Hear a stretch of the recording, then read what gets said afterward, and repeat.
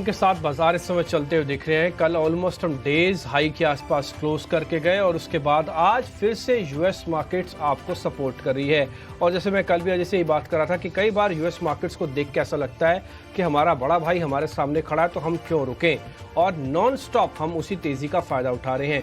लेकिन आज का दिन अहम इसलिए होगा क्योंकि कल आईटी फर्स्ट डे चला था। क्या आज सेकेंड डे भी आईटी चलेगा? क्या बैंक के अंदर जो शॉर्ट कवरिंग आई है बैंक को पीछे करेगी? क्या दोनों एक साथ अभी भी चलेंगे? ऐसे बहुत सारे सवाल आपके मन में चल रहे होंगे। जिनके पास पोजीशन नहीं है उनके सवालों का तो अंबार लगा हुआ है। कोशिश करेंगे सभी सवालों के जवाब एक्सपर्ट्स के साथ हम मिलकर दें। अजय और मैं आपके साथ अगले 2.5 घंटे रहेंगे, मेहमानों को कनेक्ट कर लेंगे। लेकिन ठीक उससे पहले आज की जो अहम चीज़ें हैं उसको ना हमने विंडो में डाल दिया। वो 4 विंडो से आपको थोड़ा आइडिया लग जाएगा कि आज कौन सी अहम चीज़ें हैं। एक बार जरा वो पहले स्क्रीन पर लेके आते हैं, फिर अजय से सिलसिलेवार तरीके से पॉइंट टू पॉइंट मार्केट का एनालिसिस करवाएंगे। दाव में अगर आप देखें तो रिकॉर्ड बना है फिर से। गिफ्ट निफ्टी 21,400 के आसपास है। ध्यान देने वाली बात यह है कि गिफ्ट निफ्टी ना फ्यूचर है और हमारे यहाँ पे जो हम देखते हैं वो हम स्पॉट देखते हैं। अगर आप फ्यूचर टू फ्यूचर कंपैरिजन करोगे तो 100 ही पॉइंट है ऊपर, क्योंकि हमारा भी फ्यूचर 21,300 के ऊपर जाके बंद हुआ है। ठीक, तो ये पॉइंट नोटिस करने वाला होता है। ब्रेंट 77 के पास है। एफआईज लगातार 5 दिन से कैश में खरीद रहे हैं, बल्कि कल की उनकी होल्डिंग में कोई बदलाव नहीं आया, वो भी हम आगे जिक्र करेंगे। एचएसबीसी ने नेस्ले को तो डाउनग्रेड कर दिया बट कोलगेट को अपग्रेड कर दिया। दोनों एमएनसी कंपनी है, लेकिन ऐसा क्या हुआ कि एक को डाउनग्रेड एक को अपग्रेड करना पड़ा, दोनों के बारे में समझेंगे। और जो आईपीओज आ रहे हैं डोम के और इंडिया शेल्टर्स के, उनका तो सब्सक्रिप्शन देखते बनता है। लगता ऐसा है कि आईपीओज आप कोई भी ले आइए, सब्सक्रिप्शन कुछ इसी तरह का आपको आता हुआ दिखेगा। तो ये 4 अहम चीज़ें हैं जो आज हम ज़्यादा मार्केट में फोकस करेंगे, जिसके बारे में डिस्कशन भी ज़्यादा होगा। अब वजह से जरा सिलसिलेवार तरीके से 2 क्वेश्चंस लेते हैं। पहला तो जरा ग्लोबल मार्केट्स का थोड़ा आप आइडिया ले लेते हैं उनसे, फिर हम भारतीय बाजारों में कल क्या हुआ और आज क्या हो सकता है, ऐसा कुछ क्वेश्चंस करके उनसे पूरा जवाब मांगेंगे। अजय, पहले तो गुड मॉर्निंग।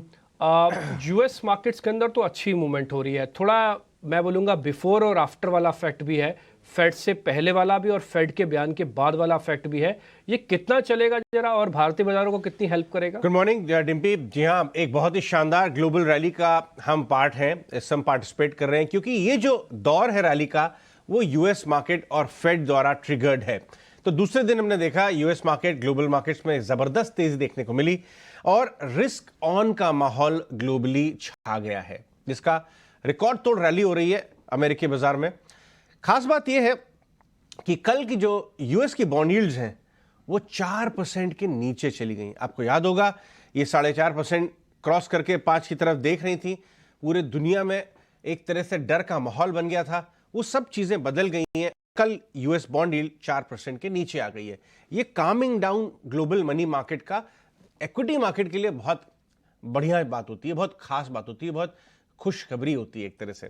हमने देखा कि कल डॉलर इंडेक्स भी 102 के नीचे फिसल गया, इसीलिए तो बल्ले बल्ले हो रहा है। इसीलिए 13,000 करोड़ इंडियन मार्केट में पिछले 5 दिनों के अंदर आया है। और मैं आपको बता दूं कि रिस्क ऑन का माहौल सिर्फ ग्लोबल के बड़ी इंडिसेस में ही नहीं है, डाउ, नैस्डैक, एसएनपी ही नहीं। कल हमने देखा कि small caps, US small caps में एक बड़ी तेजी जारी हो गई है।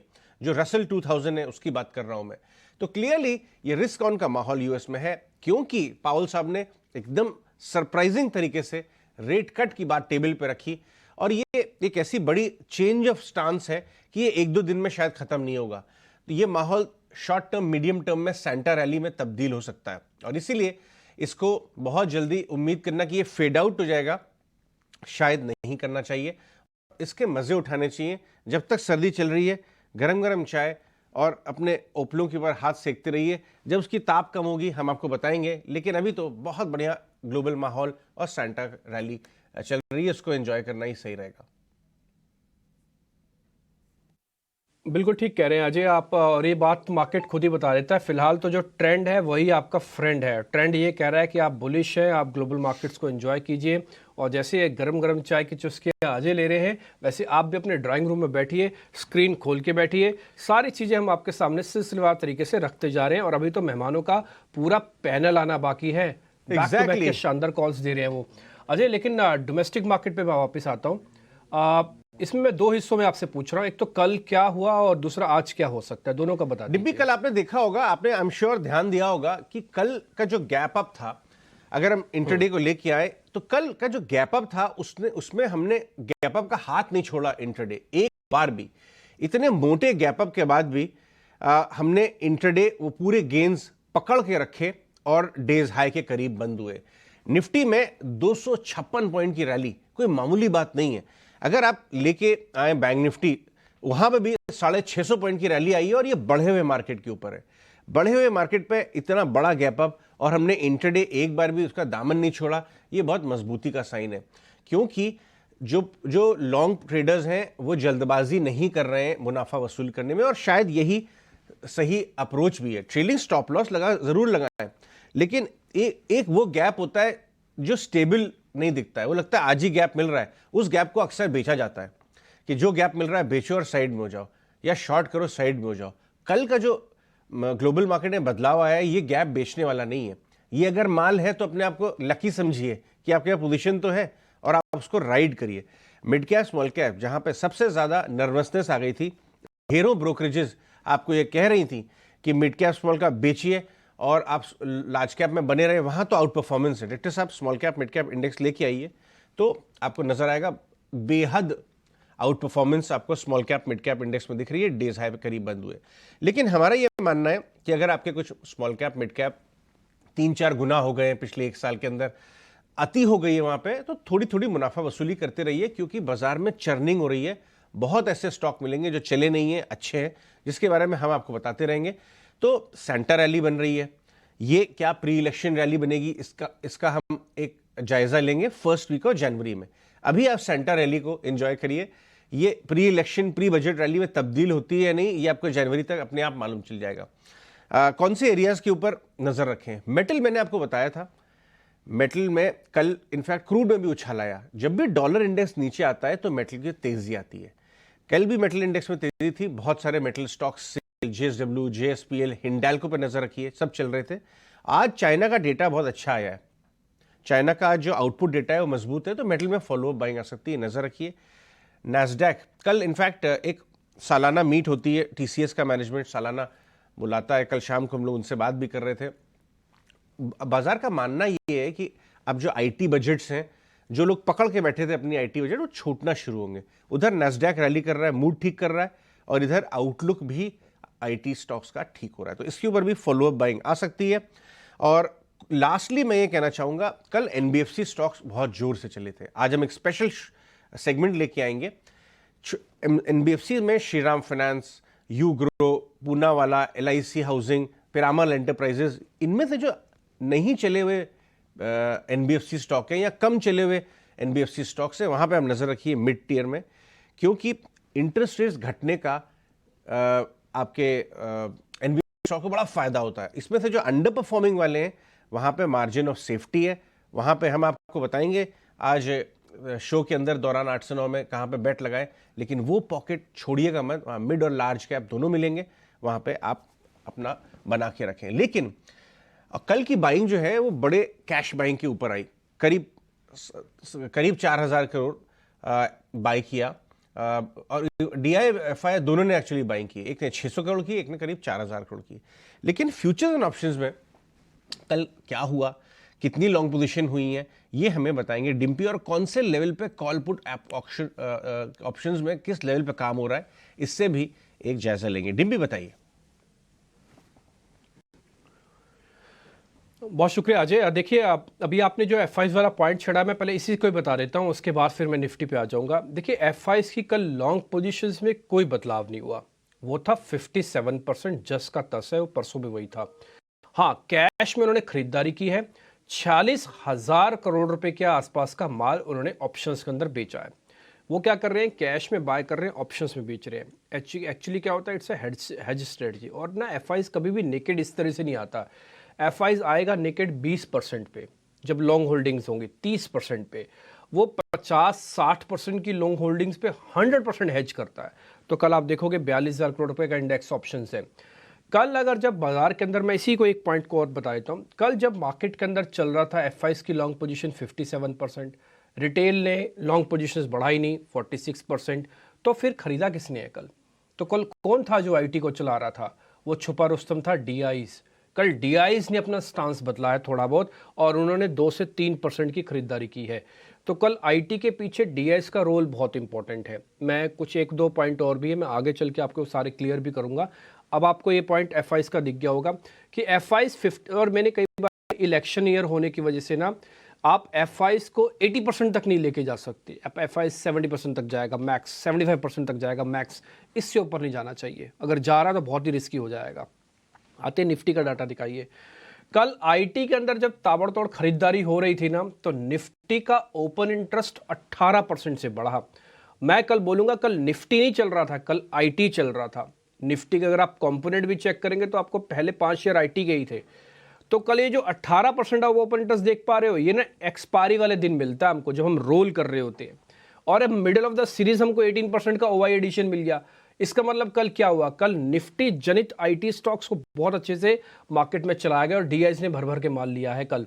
तो इसलिए मेरे को सेकंड डे फिर से आईटी कंपनीज चेक कर रही होंगी। जैसे अभी आप भी बता रहे थे कि आईटी पे और मेटल्स पे ध्यान रखना, मेरा ध्यान इसके सेकंड डे कन्वर्जन पे होगा कि सेकंड डे कितना चलता है। मेरे को फर्स्ट डे से आईटी पे जल्दी जल्दी ट्रस्ट नहीं होता क्योंकि धोखा दे 2-4 बार।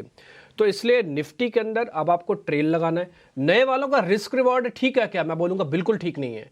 नए वालों का रिस्क रिवॉर्ड ठीक नहीं है क्योंकि प्रीमियम्स बहुत हाई खड़े हुए हैं और एफआईज ऑलरेडी अपनी होल्डिंग्स को रोक रहा है, अब आगे नहीं आ रहा।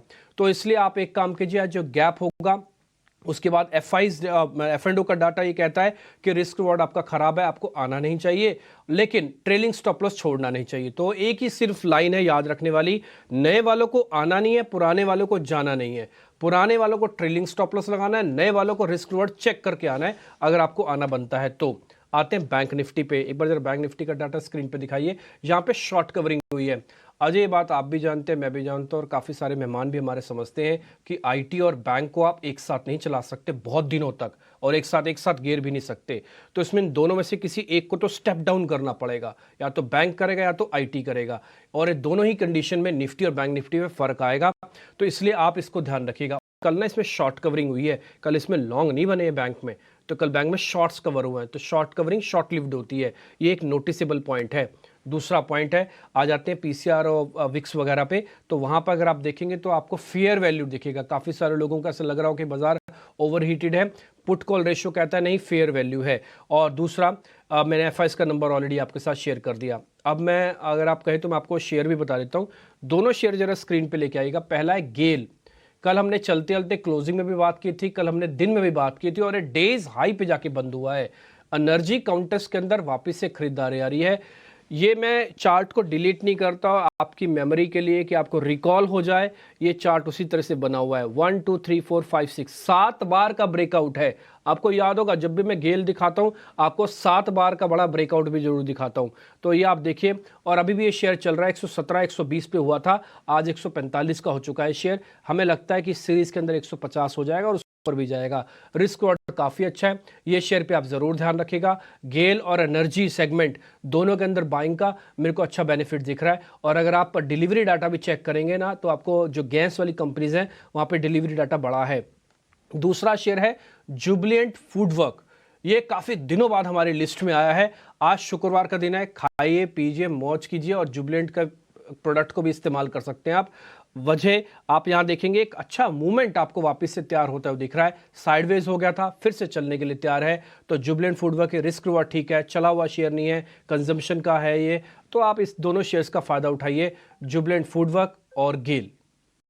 अजय आगे बढ़ते हैं। अभी तो खैर बाजार में ये हाल है कि आंखें बंद करके अक्कड़ बक्कड़ बम्बे वो करके किसी भी 4 स्टॉक्स पे आप हाथ रख देंगे तो चलना शुरू हो जाएंगे। लेकिन यहीं पे आपको सावधानी बरतनी है।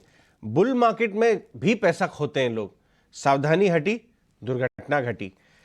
हमारे साथ अक्षय भागवत और वैशाली पारिक दोनों जुड़ रहे हैं बातचीत करने के लिए, बाजार की ट्रेड्स डिस्कस करने के लिए। आप दोनों का स्वागत है। Good morning Vaishali. क्या शानदार रैली चल रही है। आपके क्लाइंट्स तो डांडिया रास कर रहे होंगे, बल्ले बल्ले कर रहे होंगे। Very good morning. Missed out feeling भी है। बहुत ही अच्छा। Yes, very good morning all of you. And yes, माहौल बहुत ही अच्छा है, वाइब्रेंट है, सब खुश है। So yes, celebration is on. जी हाँ, एकदम सेंटा रैली, दिवाली रैली से शुरू हुई थी और सेंटर रैली में तब्दील हो गई है। दो बड़े बूस्टर जो बाजार मान के नहीं चल रहा था अपने प्राइस में। बाजार वैसे बहुत स्मार्ट होता है, मार्केट नोज ऑल, लेकिन एक तो 3 स्टेट इलेक्शन बीजेपी विन बिल्कुल इन द प्राइस नहीं था, वहां से एक बूस्ट मिला, और 3 रेट कट की बात पावल साहब से इतनी जल्दी दिसंबर में ही, वो भी प्राइस में नहीं था, वहां से माहौल बदला। अब बताइए, निफ्टी बैंक निफ्टी रोज अगर ऐसे गैप अप खुलेगा तो एक आम ट्रेडर कैसे ट्रेड करेगा, जरा बताइए तो। तो बात बिल्कुल सही कही है। इंडेक्स में तो मौके मिल ही नहीं रहे हैं। जिन्होंने लोअर लेवल से खरीदे हैं और होल्ड कर रहे हैं, they are enjoying the rally, but intraday के हिसाब से it's very difficult. So view अभी भी वही है जो 21,200 का रेजिस्टेंस था। हमने कल we have close pretty much over there.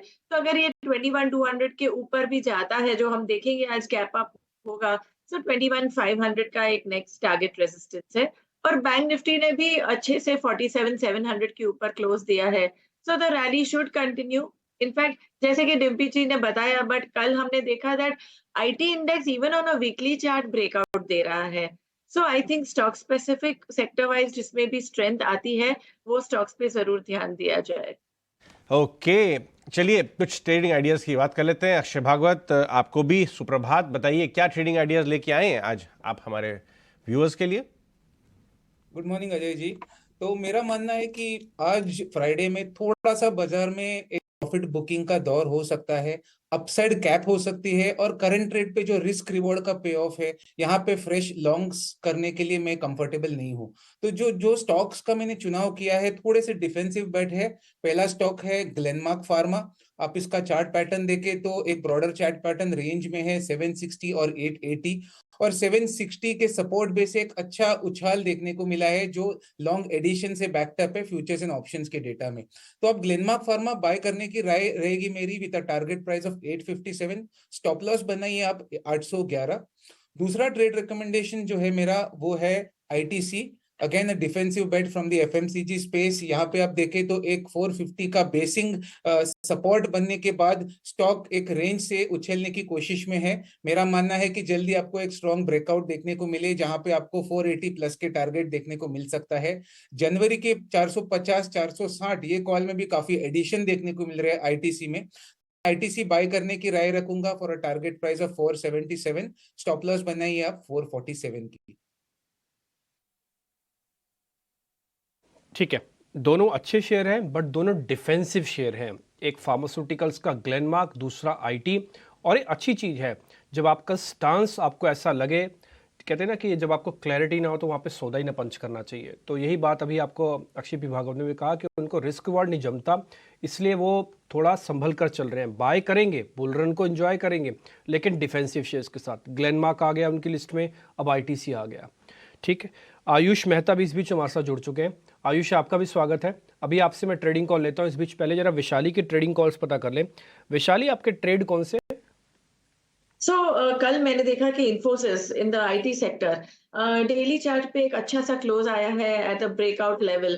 1480 का एक अभी अच्छा सा सपोर्ट रहेगा, और ट्रेडिंग टारगेट रहेगा 1520 टू 50। और बैंकिंग सेक्टर में आप देखेंगे कोटक बैंक ने पार्टिसिपेट किया ही नहीं है, और कल हम देख रहे थे नया round of momentum has begin in Kotak bank. 1835 के स्टॉप लॉस के साथ मेरा ट्रेडिंग टारगेट रहेगा 1880 टू 1900 लेवल्स।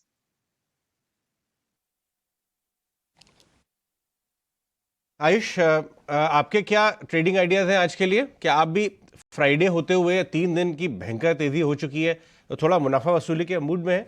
क्योंकि वो एक्चुअली एक समझदारी की ये बात होगी। आपका ट्रेडिंग आइडियाज क्या है आज?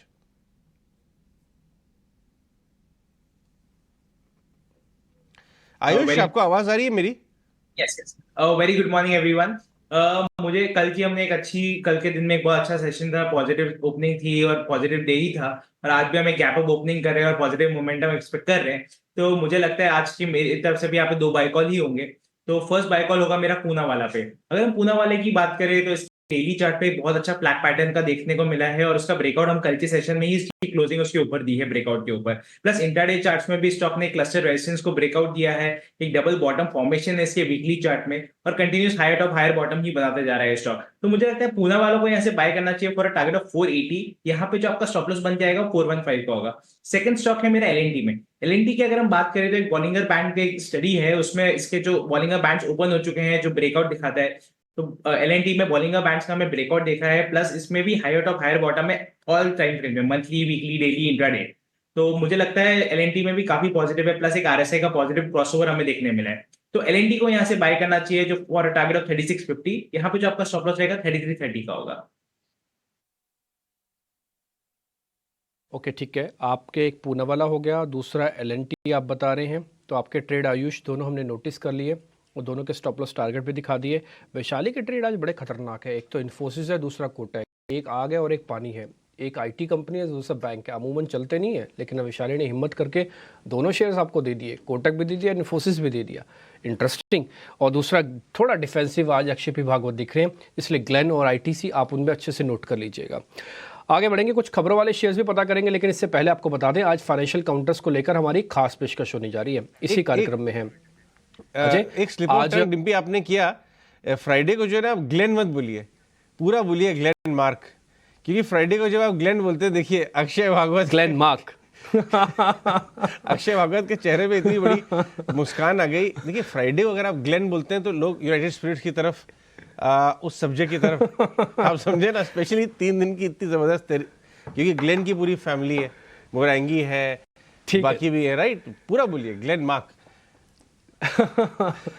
नहीं ठीक है, ग्लेन मार्क बोल देता हूँ। और ये फार्मास्यूटिकल की कंपनी है, ये भी मैं एडजेक्टिव साथ में लगा देता हूँ। पता नहीं ग्लेन की बात कर रहे हैं, फिडेक की बात कर रहे हैं, मोरंगी की बात कर रहे हैं, लोग कंफ्यूज हो जाएंगे भाई।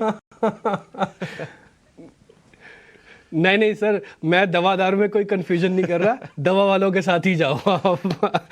खैर आप मेरे को ये बता रहे थे कि क्या एक फाइनेंशियल को लेकर एक्सपर्ट हमारे साथ जुड़ेंगे अजय आज? वो क्या हमारे साथ जुड़ रहे हैं क्या आज कार्यक्रम में डिस्कस करेंगे? ये बहुत इंपॉर्टेंट है डिम्पी। देखिए मैंने भी अपनी मॉर्निंग प्री चार्ट में भी बोला था कि मिड टू लार्ज अगर आपको प्ले करना है, small to mid to large में, तो एनबीएफसी स्पेस जो डायरेक्ट बेनिफिशियरी है इंटरेस्ट रेट्स घटने का, और इंटरेस्ट रेट की आहट हुई कल। देखिए आप श्रीराम फाइनेंस कैसे चला, पिरामल एंटरप्राइजेस, अभी पूना वाला आयुष मेहता पिक लेके आए हैं, तो श्वेता दफ्तरदार आएंगी हमारे साथ। ये एनबीएफसी स्पेस में कैसे खेलें, आपको हैरानगी होगी डिम्पी। मैं अगर एक बात बताऊंगा आपको कि श्रीराम फाइनेंस कल 6% क्यों चला है, आपको पता है?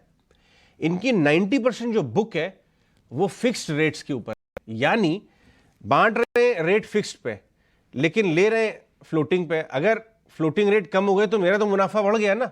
इस तरह हम पूरी की पूरी एनबीएफसी स्पेस को एनालाइज करेंगे, अपने व्यूअर्स को बताएंगे ट्रेडिंग बेट, पोजिशनल बेट, इन्वेस्टमेंट बेट, ये पूरी एनबीएफसी स्पेस में कहाँ पे लें, यहाँ से ही पैसा बनेगा। इनमें से बहुत शेयरों की पिटाई हुई है क्योंकि आरबीआई सख्त हो गया था। तो श्वेता दफ्तरदार इलारा सिक्योरिटी से जुड़ेंगी हमसे बात करने के लिए कि ट्रेड्स कहाँ बैठ रहे हैं एनबीएफसीज में। डिम्पी ठीक है, तो 9:45 पे हमारी खास पेशकश होगी जिसको आप जरूर चेक कीजिएगा। और एक और चीज़, इसी फाइनेंस वाली कंपनीज में ना गोल्ड भी हाईज पे है, तो गोल्ड से जुड़ी हुई जो फाइनेंसिंग कंपनी है मुथूट और मुन्नापुरम, उसके बारे में भी थोड़ा आइडिया लेने की कोशिश करेंगे कि इन दोनों में भी कुछ ट्रेड के मौके या वैल्यूएशन के मौके बनते हैं। खैर अभी तो मेरे साथ पूजा जुड़ रही है जो आपको स्टॉक्स इन न्यूज़ यानी कि खबरों वाले शेयर्स बता रही हैं। आइए उनको जोड़ते हैं अपने साथ और जरा स्टॉक्स इन न्यूज़ समझ लेते हैं। पूजा गुड मॉर्निंग, बताएं आज के सिंस। जी, शुरुआत सबसे पहले टैक्समैको रेल और एंड इंजीनियरिंग के साथ करेंगे। कंपनी को ऑर्डर मिला है करीब 1380 करोड़ का, रेलवे से ऑर्डर मिला है 3400 वेगन्स सप्लाई करने के लिए, तो इस पर आप नज़र रखिए। कुछ और भी ऑर्डर जीतने की खबरें आई हैं।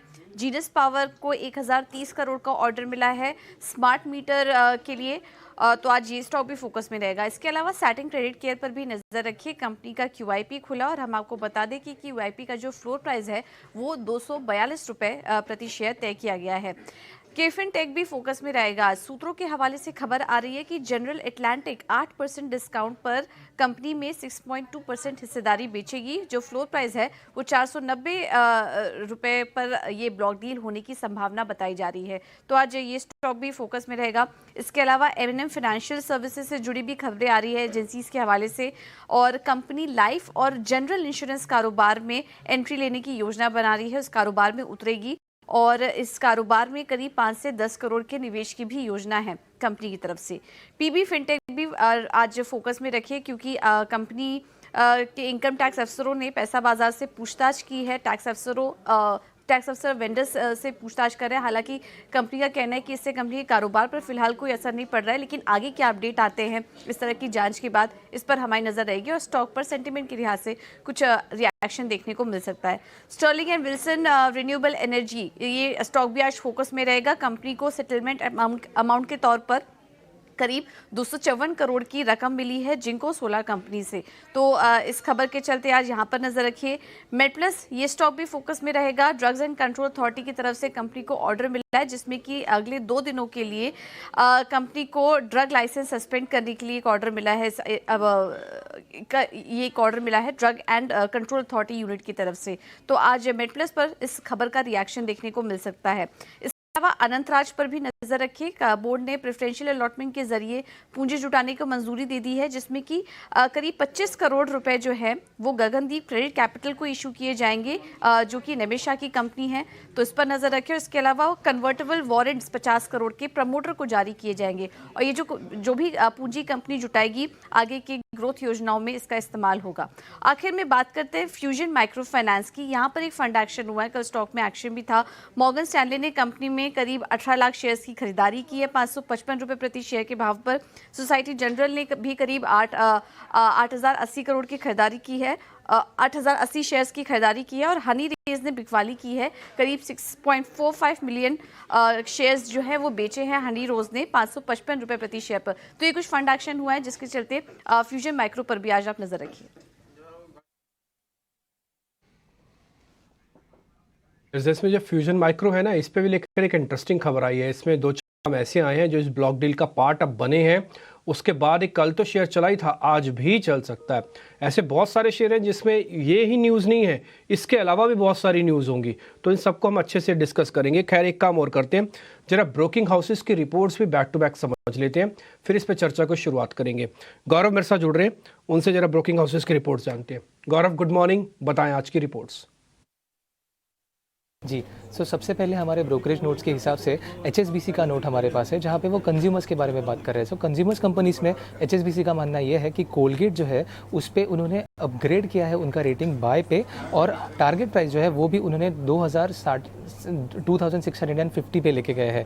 तो उनके हिसाब से कोलगेट जो है वो कहीं पे प्राइसिंग पावर में अपना पावर जो है वो रीगेन कर रहा है, और फिलहाल के लिए उनके वैल्यूएशन जो है वो भी कहीं पे अट्रैक्टिव है, और इसी के लिए उन्होंने कोलगेट का रेटिंग जो है वो अपग्रेड किया है। अगला स्टॉक हमारे पास फिर से HSBC ने ही दिया है, वो है नेस्ले, जहाँ पे उन्होंने अपना जो है वो डाउनग्रेड करके होल्ड पे रखा है, पर टारगेट प्राइस जो है वो अपग्रेड करके 25,200 पे रखा है। और उनके हिसाब से नेस्ले जो है वो अपने स्टेपल्स के स्पेस में एक अलग सा स्टॉक है, बट फिलहाल के लिए उनका वैल्यूएशंस एक्सपेंसिव होने के वजह से उन्होंने ये जो डाउनग्रेड है वो कहीं पे किया है, बट टारगेट प्राइस जो है वो बढ़ा के 25,200 पे लेके गए हैं। उसके अलावा उनका मानना ये है कि आगे जाके 2024 में कई की स्टॉक्स है कंज्यूमर में, जो कि है Avenue Supermarts, Asian paints, Colgate, Titan and Nykaa, जो आउट परफॉर्म कर सकते हैं। अगला स्टॉक हमारे पास ये है, वो है सोनाटा सॉफ्टवेयर, जहाँ पे IDBI ने अपना इनिशिएशन किया है बाय रेटिंग के साथ, और टारगेट प्राइस ऑफ 915 रुपीज़। तो उनके हिसाब से कंपनी जो है वो अपना focus sales and marketing, strong प्लेटफॉर्मेशन नेटवर्क पे काफ़ी बढ़ा रही है। उसके अलावा कंपनी अपना एक्सपोर्ट का रेवेन्यू जो है वो भी डबल करने वाली है FY27 तक, एंड डिजिटल प्लेटफॉर्म पे उनका जो स्ट्रेंथ हो रहा है, लार्ज में जो ट्रैक्शन मिल रही है, उसके अलावा जो हायरिंग हो रही है टियर 1 सिटी से, ये कहीं पे पॉजिटिव कैटलिस्ट है ये स्टॉक के लिए, जो इस स्टॉक को 950 रुपीज़ के 15 रुपीज़ के टारगेट पे लेके जा सकते हैं। अगला स्टॉक हमारे लिए है वो है अरविंद, जहाँ पे स्पार्क कैपिटल ने इनिशिएट किया है 352 रुपीज़ के टारगेट के साथ और बाय रेटिंग के साथ। तो उनके हिसाब से स्टॉक जो है वो कहीं पे ट्रांसफॉर्मेशन से जा रहा है अपने टेक्सटाइल बिजनेस को लेके, जो कि इंडस्ट्री के साथ इनलाइन रहेगा। उसके अलावा उन्होंने जो सेगमेंट्स में चेंज किया है और ऑपरेशनल लेवरेज जो है उसकी वजह से उनका एबिटा जो है वो बढ़ सकता है 18% CAGR के साथ आगे जाके। और इंटरेस्ट कॉस्ट जो है वो भी कहीं पे कम हुआ है क्योंकि उन्होंने अपनी डीलेवरेजिंग स्ट्रैटेजी कहीं पे यूज़ की है, और उसके चलते हुए अर्निंग्स में भी हमें 31% तक का CAGR दिखने मिल सकता है टिल ईयर FY26। और इसीलिए उन्होंने अपना टारगेट प्राइस जो है वो 352 रुपीज़ रखते हुए बाय रेटिंग दे रखी है। तो आगे जाके हम भी इन्हीं स्टॉक्स पे अपनी नज़र बनाए रखेंगे।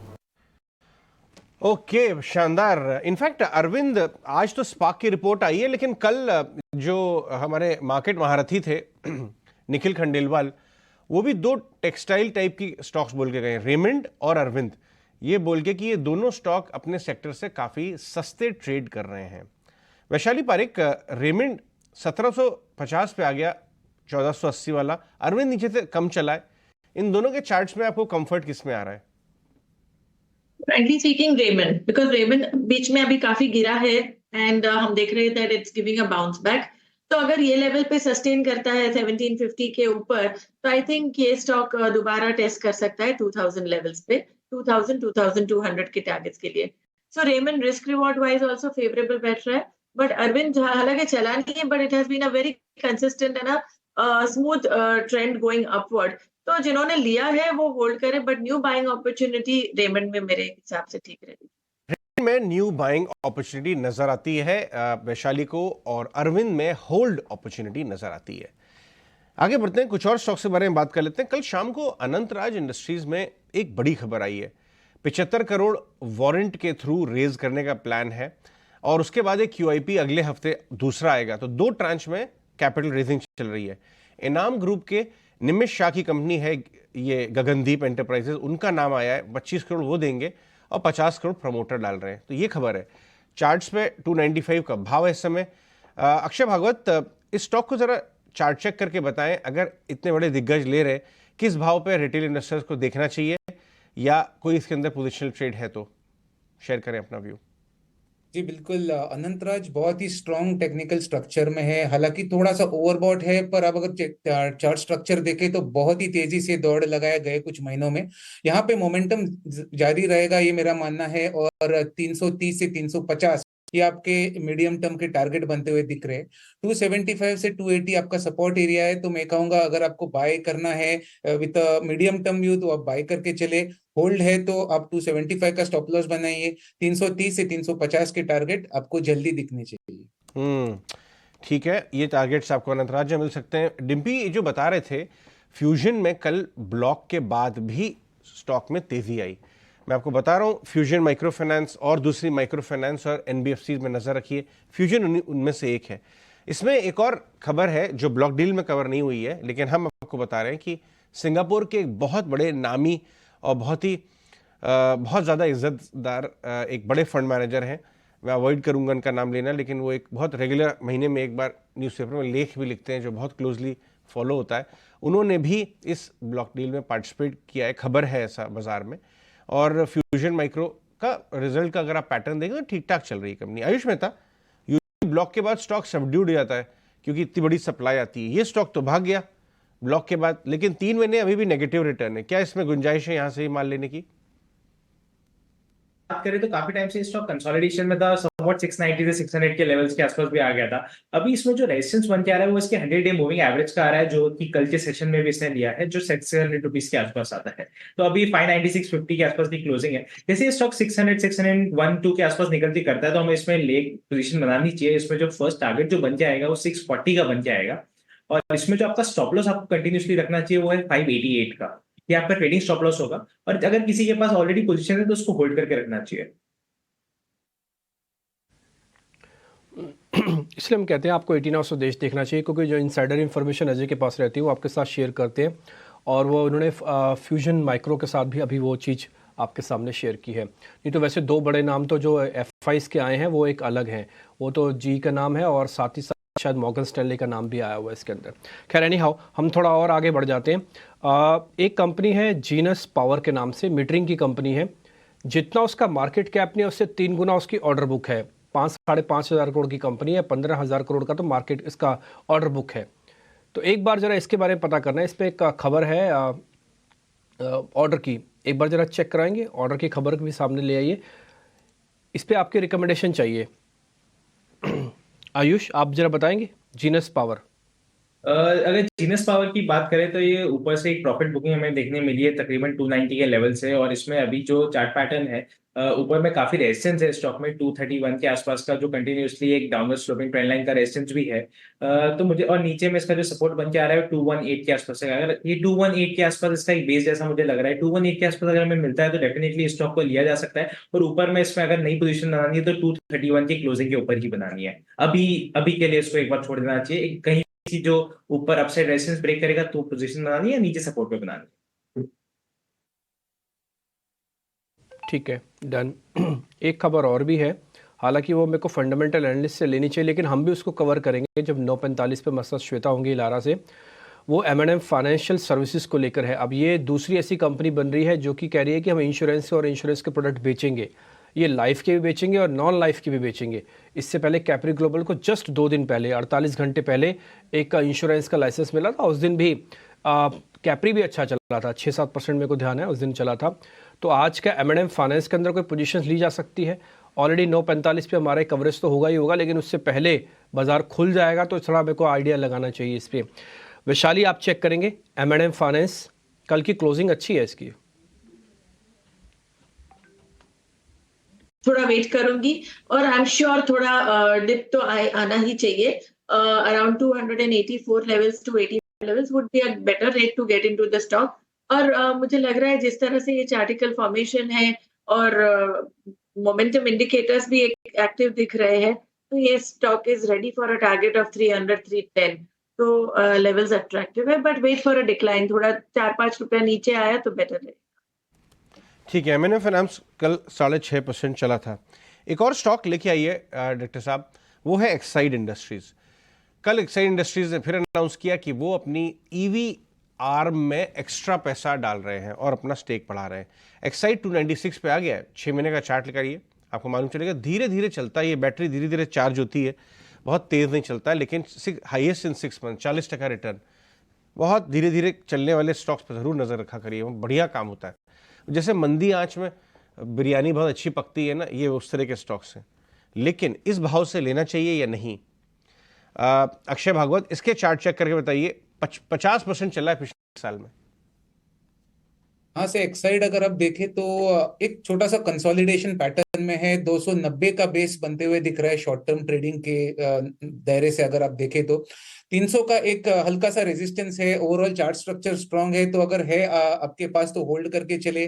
जल्दी आपको 300 का ब्रेकआउट देखने को मिलेगा। 325 के टारगेट बना के चल रहा हूं मैं, तो अगर आप फ्रेश बाय भी करनी है तो भी एडवाइस करूंगा आप बाय पोजीशन बना सकते हैं। सपोर्ट जो 290 है उसके नीचे आपका स्टॉप लॉस बनेगा और टारगेट बनेगा आपका 325 का।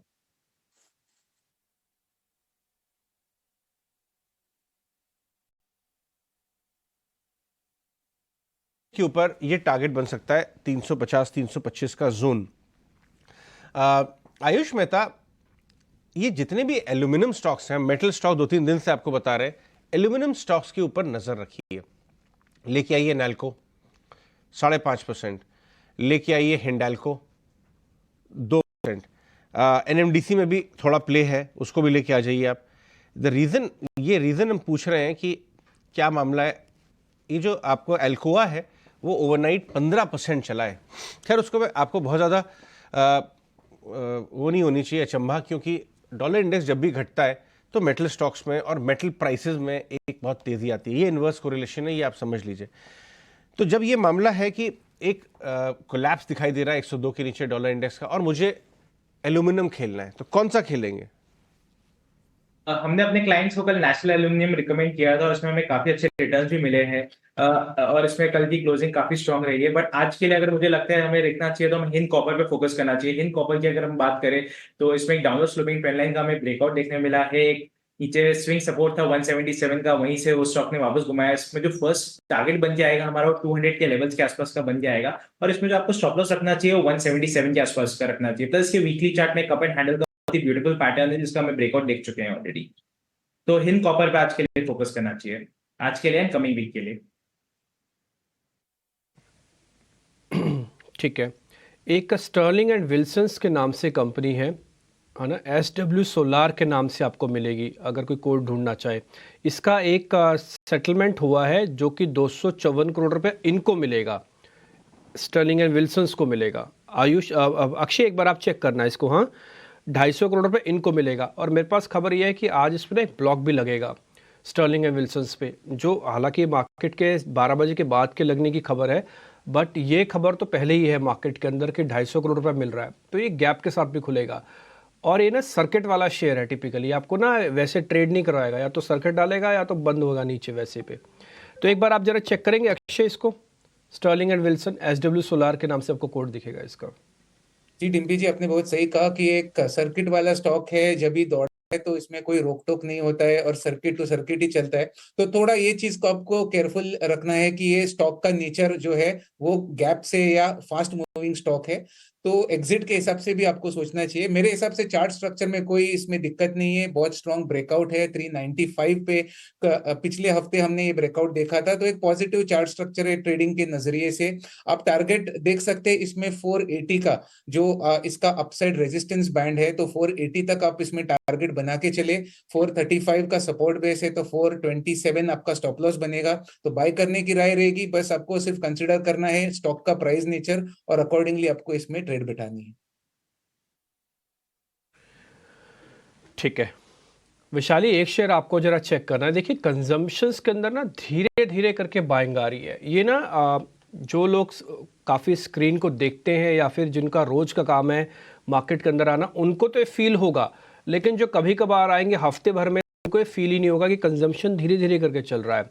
उसमें ना एक HSBC की रिपोर्ट आई है जो कि कोलगेट को अपग्रेड कर रही है। अब वो होल्ड से सीधा बाय कर दिया, रिपोर्ट दिखा दीजिए, और 2100 से टारगेट 2650 कर दिया कोलगेट का। आपको कन्विक्शन लगता है कि HSBC की रिपोर्ट दमदार है, ये 2600 प्लस हो जाएगा? सो फिलहाल ट्रेंड इज रियली इंटैक्ट, और ये मेरे ख्याल से थोड़ा पॉज हो सकता है। 2300 का एक सपोर्ट है, 2300 का सपोर्ट नहीं टूटना चाहिए। और जैसे कि मैं वीकली चार्ट भी देख रही हूँ, ट्रेंड काफी स्ट्रांग है, तो क्वाइट लाइकली ये 2600 तक जा सकता है, अपसाइड स्कोप काफी है। ठीक है, 2600 तक जा सकता है। आपकी भी मुहर लगी बाय की, हमने भी इसको बाय कर ही दिया है। और HSBC जो कह रहा है 2650 तक जाएगा। रीजनिंग वो अपनी रिपोर्ट में बता देंगे आपको। रिपोर्ट ऑलरेडी गौरव ने शेयर भी किया है, गूगल करेंगे तो आपको मिल भी जाएगी। मतलब ये नहीं कि कुछ भी आप छू लेंगे वो सोना बन जाएगा। एक फ्यूरियस बुल मार्केट में भी कुछ ऐसे स्टॉक्स होते हैं जो आपको मौका देते हैं चेज करने के बिना भी खरीदने का नीचे में, या आपको शॉर्ट करने का भी मौका देते हैं। एक ऐसा स्टॉक जो कमज़ोर हो गया है लास्ट 2-3 दिनों में, अभी वो शॉर्ट हो रहा है या वो बाय लेवल्स पे आ गया, ये तो हम वैशाली से पूछेंगे। लेकिन PI इंडस्ट्रीज, जब से उसमें खबर आई है नेगेटिव, 2 दिन से लगातार कमजोरी, एक बड़े बुल मार्केट के बाद भी वो स्टॉक PI इंडस्ट्रीज कमजोरी के साथ ट्रेड कर रहा है। डायरेक्टर साहब लिख के आइए उसका चार्ट, मालूम करते हैं। कल भी डेजलो के करीब बंद हुआ, 65 रुपये नीचे, 33.60। पिछले दिनों तो ये बहुत ज़्यादा मजबूत रहा है स्टॉक। पूरे केमिकल स्टॉक में जब तक गिरावट रही, नरमी रही, ये स्टॉक मजबूत रहा। लेकिन इधर 2 दिनों में ये कमज़ोर हो गया। क्या ये बाय का साइन है या ये कमज़ोरी बढ़ने का साइन है? वैशाली क्या लगता है, कैसा ट्रेड बैठेगा PI में? सो मैं देख रही हूँ वीकली चार्ट में भी टेंशन लग रहा है, लोअर टॉप बनने की प्रोसेस में है। But at the same time daily chart में आप देखेंगे तो 3300 का एक अच्छा सा सपोर्ट है। So 3270 was the previous low, तो I will wait over there. वहां पे अगर ये पॉज करता है तो हो सकता है डबल बॉटम होके बाउंस आ सकता है। तो जल्दबाजी में नहीं, बट 3200 अगर जो अग्रेसिव है तो ये सपोर्ट को लेके एक ट्रेड ले सकता है for a bounce back. But well, very very disciplined and a cautious trade is recommended, because जैसे कि मैंने बताया वीकली चार्ट में भी ये ट्रेंड खराब हो रहा है। तो इन ऑल पॉसिबिलिटी अगर 3270 टूटता है तो वीक हो जाता है। So keep a strong support of 3270। Okay, देखते हैं इसके अंदर किस तरह का ट्रेड बन सकता है। बार बार मेटल्स की तरफ नजर जा रही है। एक मिड कैप स्टॉक है जिसकी तरफ लोगों का ध्यान पिछले 1 महीने में आना शुरू हुआ है, अंडर परफॉर्म किया हुआ है, हिंदुस्तान कॉपर। उम्मीदें बढ़ रही हैं वहाँ पे कि शायद ये एक बड़ी स्टोरी बन के आ सकती है, बड़े नहीं, ये तो समय बताएगा, बट 180 में भाव आ गया है, वो बातें लगे। आयुष भाई ये बताइए, हिंदुस्तान कॉपर में क्या रेट बैठ रहा है अभी? हिंदुस्तान कॉपर अभी जैसे हमने डिस्कस किया, मुझे लगता है हिंदुस्तान कॉपर ये लेवल्स पे काफी अच्छा है। एक डाउनवर्ड स्लोपिंग ट्रेंड लाइन का हमें बहुत अच्छा ब्रेकआउट मिला है। वीकली चार्ट पे कप एंड हैंडल का बहुत ही ब्यूटीफुल पैटर्न है। हिंदुस्तान कॉपर में जो फर्स्ट शॉर्ट टर्म टारगेट बन के आता है वो तकरीबन 200 रुपए के लेवल्स का आता है, और इसमें जो आपको स्टॉप लॉस रखना है 177 का है। और मुझे ऐसा लगता है स्टॉक में अब रैली शुरू हुई है, ये स्टॉक भी काफी अच्छा परफॉर्म करेगा आगे। हमारे साथ अभिषेक जैन भी जुड़ रहे हैं, अरिहंत के हेड ऑफ रिसर्च, वो भी कुछ और स्टॉक लेके आएंगे। लेकिन एक बायोकॉन को लेके आइए। बायोकॉन ये बोल रहा है, खबर ये आ रही है कि अपना एपीआई का बिजनेस $1.5 बिलियन में शायद वो बेच देंगे। जो पैसा रेज करेंगे उससे डेट चुकाएंगे। आपको याद होगा कि ग्लेनमार्क ने भी ऐसी ही एक कार्रवाई की थी, जिसकी वजह से ग्लेनमार्क 350 वाला 800 रुपये हो गया। लेके आइए लास्ट एक साल कि ग्लेनमार्क में क्या हुआ है। ये तो अंडर परफॉर्मिंग स्पेस है, बायोकॉन अंडर परफॉर्मिंग है पूरे स्पेस से कंपैरिजन में। सब लोग चले बट ये नहीं चला है, 52 वीक में नेगेटिव है। अगर हम ग्लेनमार्क लेके आ सके तो हम बता पाएंगे अपने व्यूअर्स को। ये देखिए 350 वाला 830। अभिषेक जैन, बायोकॉन अगर अपना एपीआई का कारोबार बेचता है और डेट चुकाता है तो क्या इसमें ग्लेनमार्क जैसा एक ट्रेड बन सकता है? ग्लेनमार्क ने भी डेट चुकाने की बात कही, बाजार ने बिलीव किया और देखिए कहाँ बैठा है आज। डेफिनेटली अगर आप देखेंगे तो, अगर आप जैसे बायोकॉन की टॉप लाइन देखेंगे तो लार्जली जो इनका फोकस है अभी राइट नाउ बायोसिमिलर पे है। एपीआई बिजनेस जो अगर आप 11,500 करोड़ की जो इसकी टॉप लाइन है बायोकॉन की, अगर इस लेवल पे देखेंगे तो मेरे को लगता है ये एक अच्छी अपॉर्चुनिटी होगी डेट के लिए भी, और एक अपॉर्चुनिटी भी होगी कि देयर आर कंपनी जहाँ पे इनका ये फोकस है बायोलॉजिक्स और सिंजिन जो इनका सीडीएमओ और बिजनेस है वहां पे रहेगा। तो ये डेफिनेटली एक बहुत बड़ा वैल्यू, बहुत टाइम से यानी ट्रिगर्स नहीं थे तो ये एक अच्छा ट्रिगर हो सकता है ये कंपनी के लिए। अच्छा ये बताइए अभिषेक, आपके क्या ट्रेडिंग आइडियाज हैं, क्या नए स्टॉक पिक्स पे काम कर रहे हैं? अगर आप दो अपने टॉप पिक बताएं। कुछ एनबीएफसी में पसंद आता है आपको? एनबीएफसी में बड़ा बजिंग हो गया कल। तो एनबीएफसीज में अभी हमारा व्यू ये है कि अगर आप थोड़ा सा कॉन्ट्रेरियन व्यू लेके चलें तो पिरामल एंटरप्राइज लिमिटेड मेरे को बहुत अच्छा लगता है। मेरे को लगता है Piramal the work they are doing right now, नया मैनेजमेंट है, जो मैनेजमेंट आया है वो largely they are looking out to mainly जो उनका 2012 का होलसेल बिजनेस था उसको धीरे धीरे क्लीन अप ऑलरेडी उन्होंने वो कर चुके हैं। आगे जाके मेरे को लगता नहीं वहां से कुछ नया रिस्क आएगा। तो एक ये मेरे को बहुत ही इंटरेस्टिंग लगता है पिरामल एंटरप्राइज। और अभी रिटेल सेक्टर है आफ्टर डीएचएल डीएफए दीवान हाउसिंग के एक्विजिशन के बाद भी स्टॉक रिलेटिवली अंडर परफॉर्मर रहा है। इन्होंने ऑलरेडी एक मोनेटाइज कर चुके हैं अपना स्टेक, दूसरा जो स्टेक है वो आई थिंक आगे जाके they will be monetising their insurance business also. They already talked about it's an on core business. तो ये डेफिनेटली एक आप रडार पे रख सकते हैं। वैल्यूएशन भी अट्रैक्टिव है। Maybe take one more quarter और एक आध मोर क्वार्टर रहेगा, बट इनका रिटेल जैसे जैसे बढ़ेगा राइट नाउ और बिजनेस बहुत ज्यादा ग्रैन्युलर होगा। जो नया बिजनेस है रिटेल में they are looking out, retail में जो है वो बिजनेस मिस्टर जयराम जो एक्सिस बैंक के हैं वो मैनेज कर रहे हैं। It's like they are developing in fintech space. तो एक ये अगर आपको एनबीएफसी स्पेस में देखना है तो एक ये है इंटरेस्टिंग, ये स्टॉक इंटरेस्टिंग हो सकता है। ठीक है, पिरामल एंटरप्राइजेस पे ध्यान रखिए, इंटरेस्टिंग स्टॉक है जो कि अभिषेक आपको बता रहे हैं। खाली दो ब्रेकआउट वाले शेयर मेरे को आपसे पता करने हैं। पहला अगर आप शेयर चेक करेंगे तो मैस्टेक है, क्योंकि आप आईटी पे आज थोड़ा ज़्यादा फोकस्ड है, आपका इन्फोसिस कॉल भी है। एक बार मैं मैस्टेक आपके सामने रखता हूँ, जरा उसको चेक कीजिएगा डेली चार्ट पर। आपको ये शेयर ठीक लग रहा है? थोड़ा कंटिन्यू करेगा क्या और चल सकता है? बिकॉज अभी तो मैं वीकली चार्ट भी देख रही हूँ, अपने डेली पे तो देखा तो वीकली पे भी तो ब्रेकआउट दिख ही रहा है। सो पोजिशनल ट्रेड लेना बेहतर रहेगा। और आई थिंक ये स्टॉक जैसे कि मैं मानती हूँ कि आईटी की शुरुआत है, बिकॉज वीकली चार्ट में भी आईटी इंडेक्स का ब्रेकआउट आ रहा है। सो सिमिलरली मैस्टेक भी मुझे लग रहा है ये पोजिशनल ट्रेड रखेंगे तो 3,200 की तरफ जाएगा। 3,000 की तरफ जाने वाला शेयर है, ये भी इंटरेस्टिंग शेयर। एक शेयर आप जरा और चेक कीजिए, वो सुंदरम है, मैं उसका पूरा नाम बताता हूँ आपको।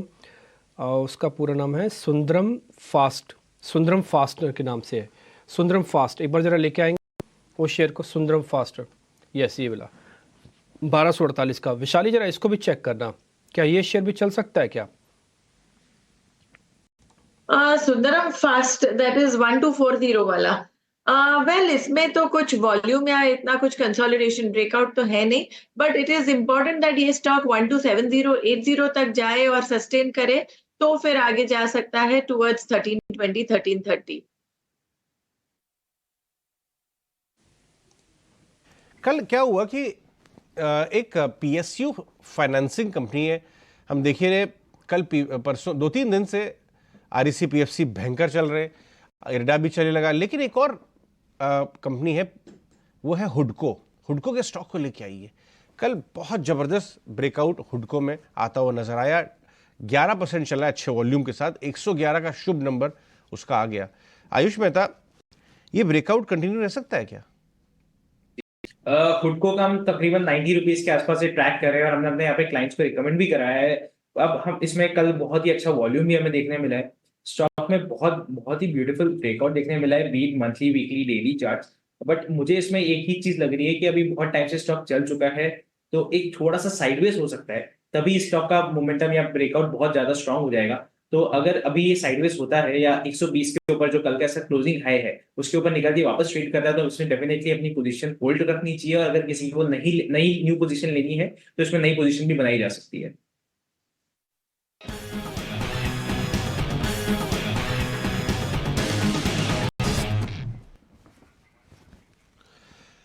समय हो गया है भसीन साहब के बेहतरीन शेयर्स डिस्कस करने का। गुड मॉर्निंग भसीन साहब, बताइए क्या जबरदस्त शेयर्स लेके आए हैं आज हमारे व्यूअर्स के लिए?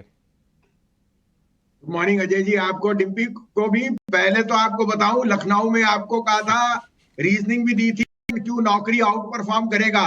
2 दिन में 9% बढ़ा नौकरी।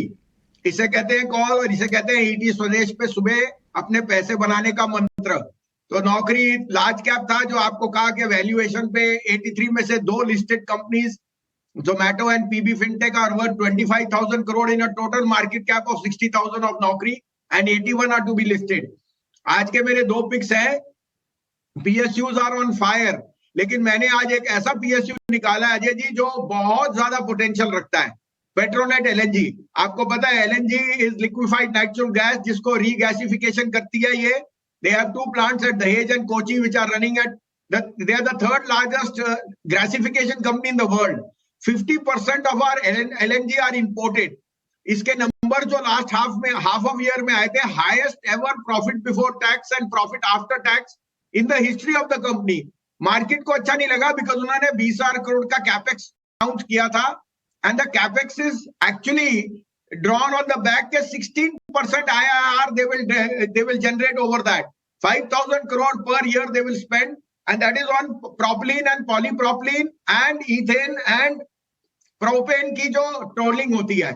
So they are telling us that India is growing at 13% need for LNG and polypropylene and propylene, and the business which they are seeing is going to add to an EBITDA not of 250 per ton but 600 rupees per EBITDA over the next 3 years. ये एक ऐसा PSU है जो मेरे को तो 300 का भाव भी कम दिखता है।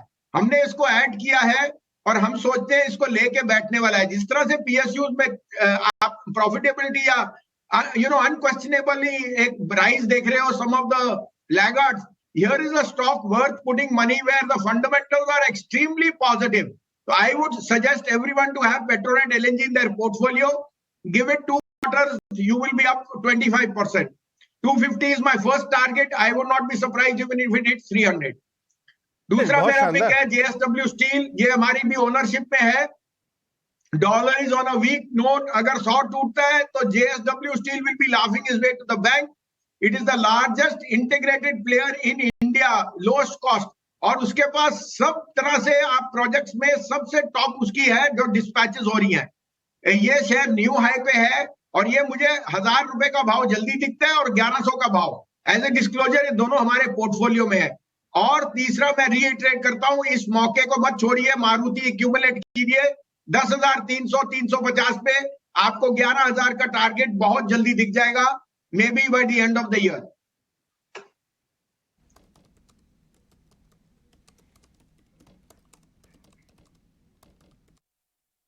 के तीनों शेयर हो गए इंटरेस्टिंग, काफ़ी इंटरेस्टिंग। मेरे को मारुति भी काफ़ी अच्छा लगा। सर आज हम भी सुबह कह रहे थे कि जो गैस स्टॉक्स है ना उसके अंदर डिलीवरी वॉल्यूम अच्छा बढ़ रहा है, और आज आपने पेट्रोनेट एलएनजी का नाम लेके हमारी कन्विक्शन को भी थोड़ा बूस्ट किया है। हमने सर गेल भी बोला था आज, आप गेल को भी ट्रैक कर रहे हैं सर? जब पेट्रोनेट एलएनजी देखा होगा तो स्वाभाविक सी बात है आपने गेल भी देखा होगा, आईजीएल एमजीएल भी देखे होंगे। डिप्पी जी, गेल मेरे पोर्टफोलियो में 107 से लेकर 110 में है और बहुत अच्छे चुनिंदा क्लाइंट्स बहुत खुश है, और गेल को मैं बेचूंगा नहीं 165 तक। आपने सही फरमाया, as a pipeline and distribution उनकी volumes are going to grow immensely, और GAIL some of parts is extremely good. But जो मैंने आपको फंडामेंटल पेट्रोनेट एलएनजी का दिया, I think it's a jewel in the crown which is lying in the dust, it can really find lot of value. तो GAIL as a disclosure हमारे portfolio में 108-10 से है, और हमारे को 165 का भी भाव शायद कम दिखता है, लेकिन Petronet LNG in this LNG space is looking very very attractive. All right Wasim sahab, बहुत बहुत शुक्रिया आज हमसे बात करने के लिए। हमारे साथ अक्षय भागवत, वैशाली पारिक, आयुष मेहता, अभिषेक जैन और रत्नेश भी जल्दी ही जुड़ेंगे। अभिषेक, कल एक नोट देखा मैंने अरिहंत के तरफ से, एक नोट वो आप ही के यहाँ क्या था, यूग्रो कैपिटल के ऊपर आपका एक रिविजिट नोट है, आपने तो पहले भी काम किया हुआ है इसके ऊपर, अभी कैसा लग रहा है वो? सो यूग्रो कैपिटल पे हमारा व्यू एनबीएफसी स्पेस में पॉजिटिव है। यहाँ पे मैनेजमेंट चेंज हुआ है, और इसके बाद अभी जब आईडीएफ ने पैसा डाला है उसके बाद they are actually become very aggressive right now. जो पहले कंसर्न था कि प्रमोटर रिलेटेड वगैरह वो सब भी लो कॉस्ट वगैरह वो सब सेटल हो गया है right now. They already made provisions for their old portfolio. Business wise they are talking about hefty growth at this point of time. Also सबसे बड़ी बात है अभी भी रिलेटिवली अगर आप जिस सेगमेंट में है right now they are available at a much better valuation, और विद न्यू मैनेजमेंट जो आया है उसका जो ग्रोथ का बात कर रहे हैं 30% करीब की बुक की ग्रोथ 25 से 30, वो आगे जाके जो लग रहा है राइट नाउ वो कंटिन्यूसली रहेगी कम से कम 2-3 साल तक। ये एक स्टॉक अभी भी सस्ता है। आई थिंक ये स्टॉक आप एक्यूमुलेट कीजिए। मेरे को लगता है ये स्टॉक आपको 500-600 या आगे जाके और हायर लेवल दिख सकता है। ओनली एक कंसर्न जो मेरे को नहीं मालूम है बट ऐसा मार्केट में जो फीडबैक था कि एक 2-3% का कोई ब्लॉक बाकी है मार्केट में, वो अगर नहीं भी होता है तो भी यानी आप अगर फंडामेंटल इन्वेस्टर हैं तो आप एक्यूमुलेट कीजिए मार्केट में। हमने कल हमारे क्लाइंट्स के अकाउंट में काफी ज्यादा अभी रिसेंटली ऐड किया है, तो ये डेफिनेटली ये एक स्टॉक आप पोर्टफोलियो के लिए आप ले सकते हैं।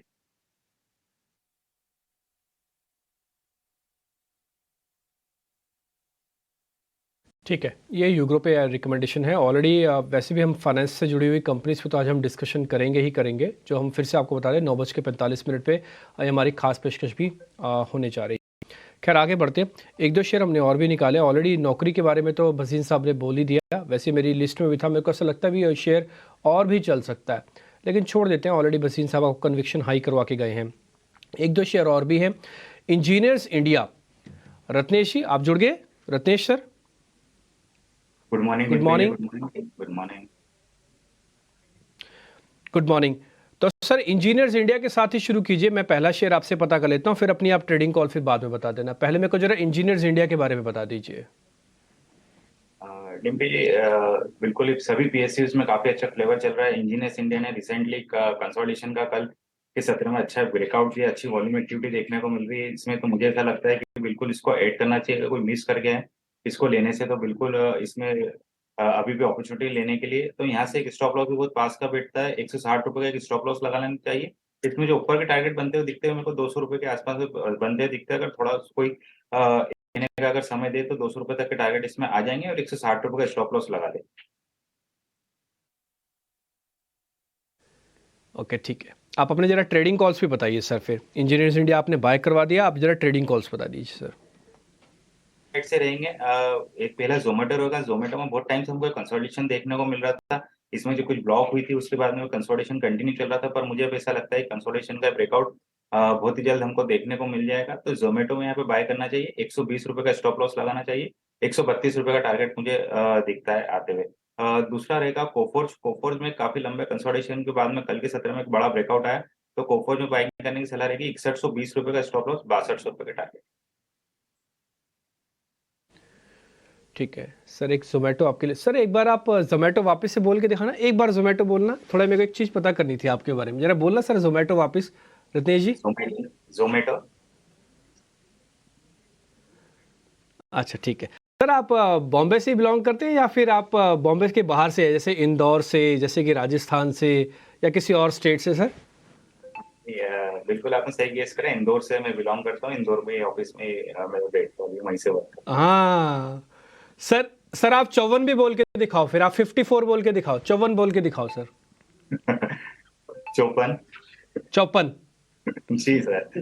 ये हुई ना बात। सर पता है क्या, ये ना भारत ना बड़ी विविधताओं का देश है, यही तो है। अब आप मेरे से पूछोगे ना, जैसे मैं पंजाब से, हरियाणा से बिलोंग करता हूँ, तो मैं पार्क नहीं बोल सकता, पार्क बोलता हूँ।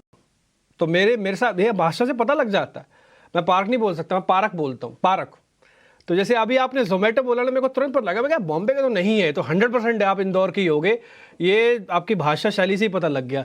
सर अब की बार जब आप बॉम्बे आओ या फिर कभी हमारे साथ मिलना जुलना हो, तो इंदौरी नमकीन मत भूलिएगा। ऑन एयर बोल रहे हैं सर, टीवी पे सबके सामने। बिल्कुल बिल्कुल डिम्पी जी, ये तो मतलब नमकीन हमेशा डिमांड में रहता है, और जब भी आएंगे तो बिल्कुल सबके लिए बिल्कुल लेके आऊंगा। आज डिम्पी पूरे मूड में है हमारे। आज हमारे डिम्पी पूरे मूड में। सुबह ग्लेन की बात कर रहे थे, नमकीन मंगा रहे हैं, आपने जोमेटो पे आ गए फूड ऑर्डर करने के लिए, तो आज सुबह फ्राइडे मूड डिम्पी का बन गया है। हाँ डिम्पी, ग्लेन, चखना नमकीन, जोमेटो से खाना। आपने आज सुबह ना ग्लेन वाली तार छेड़ दी, वो क्या हुआ? ओके हमारे डिम्पी जी हैं, फ्राइडे पूरे मूड में आ जाते हैं, पूरा माहौल, सारे एलिमेंट्स इन प्लेस। अभी पीवीआर में ब्लॉग गिरा है, उसके बाद मूवी जाने का मूड करे तो भी हम बात करेंगे, लेकिन सृष्टि आ चुकी है 9 शेयर्स नवरत्न लेके। वो ले लेते हैं, उसके बाद अपने सारे गेस्ट के साथ बातचीत जारी रखेंगे। Abhishek Jain 2-4 mid cap small cap निकाल के रखिए, आपके पास लौटते हैं। बट सृष्टि बताइए 9 के नवरत्न।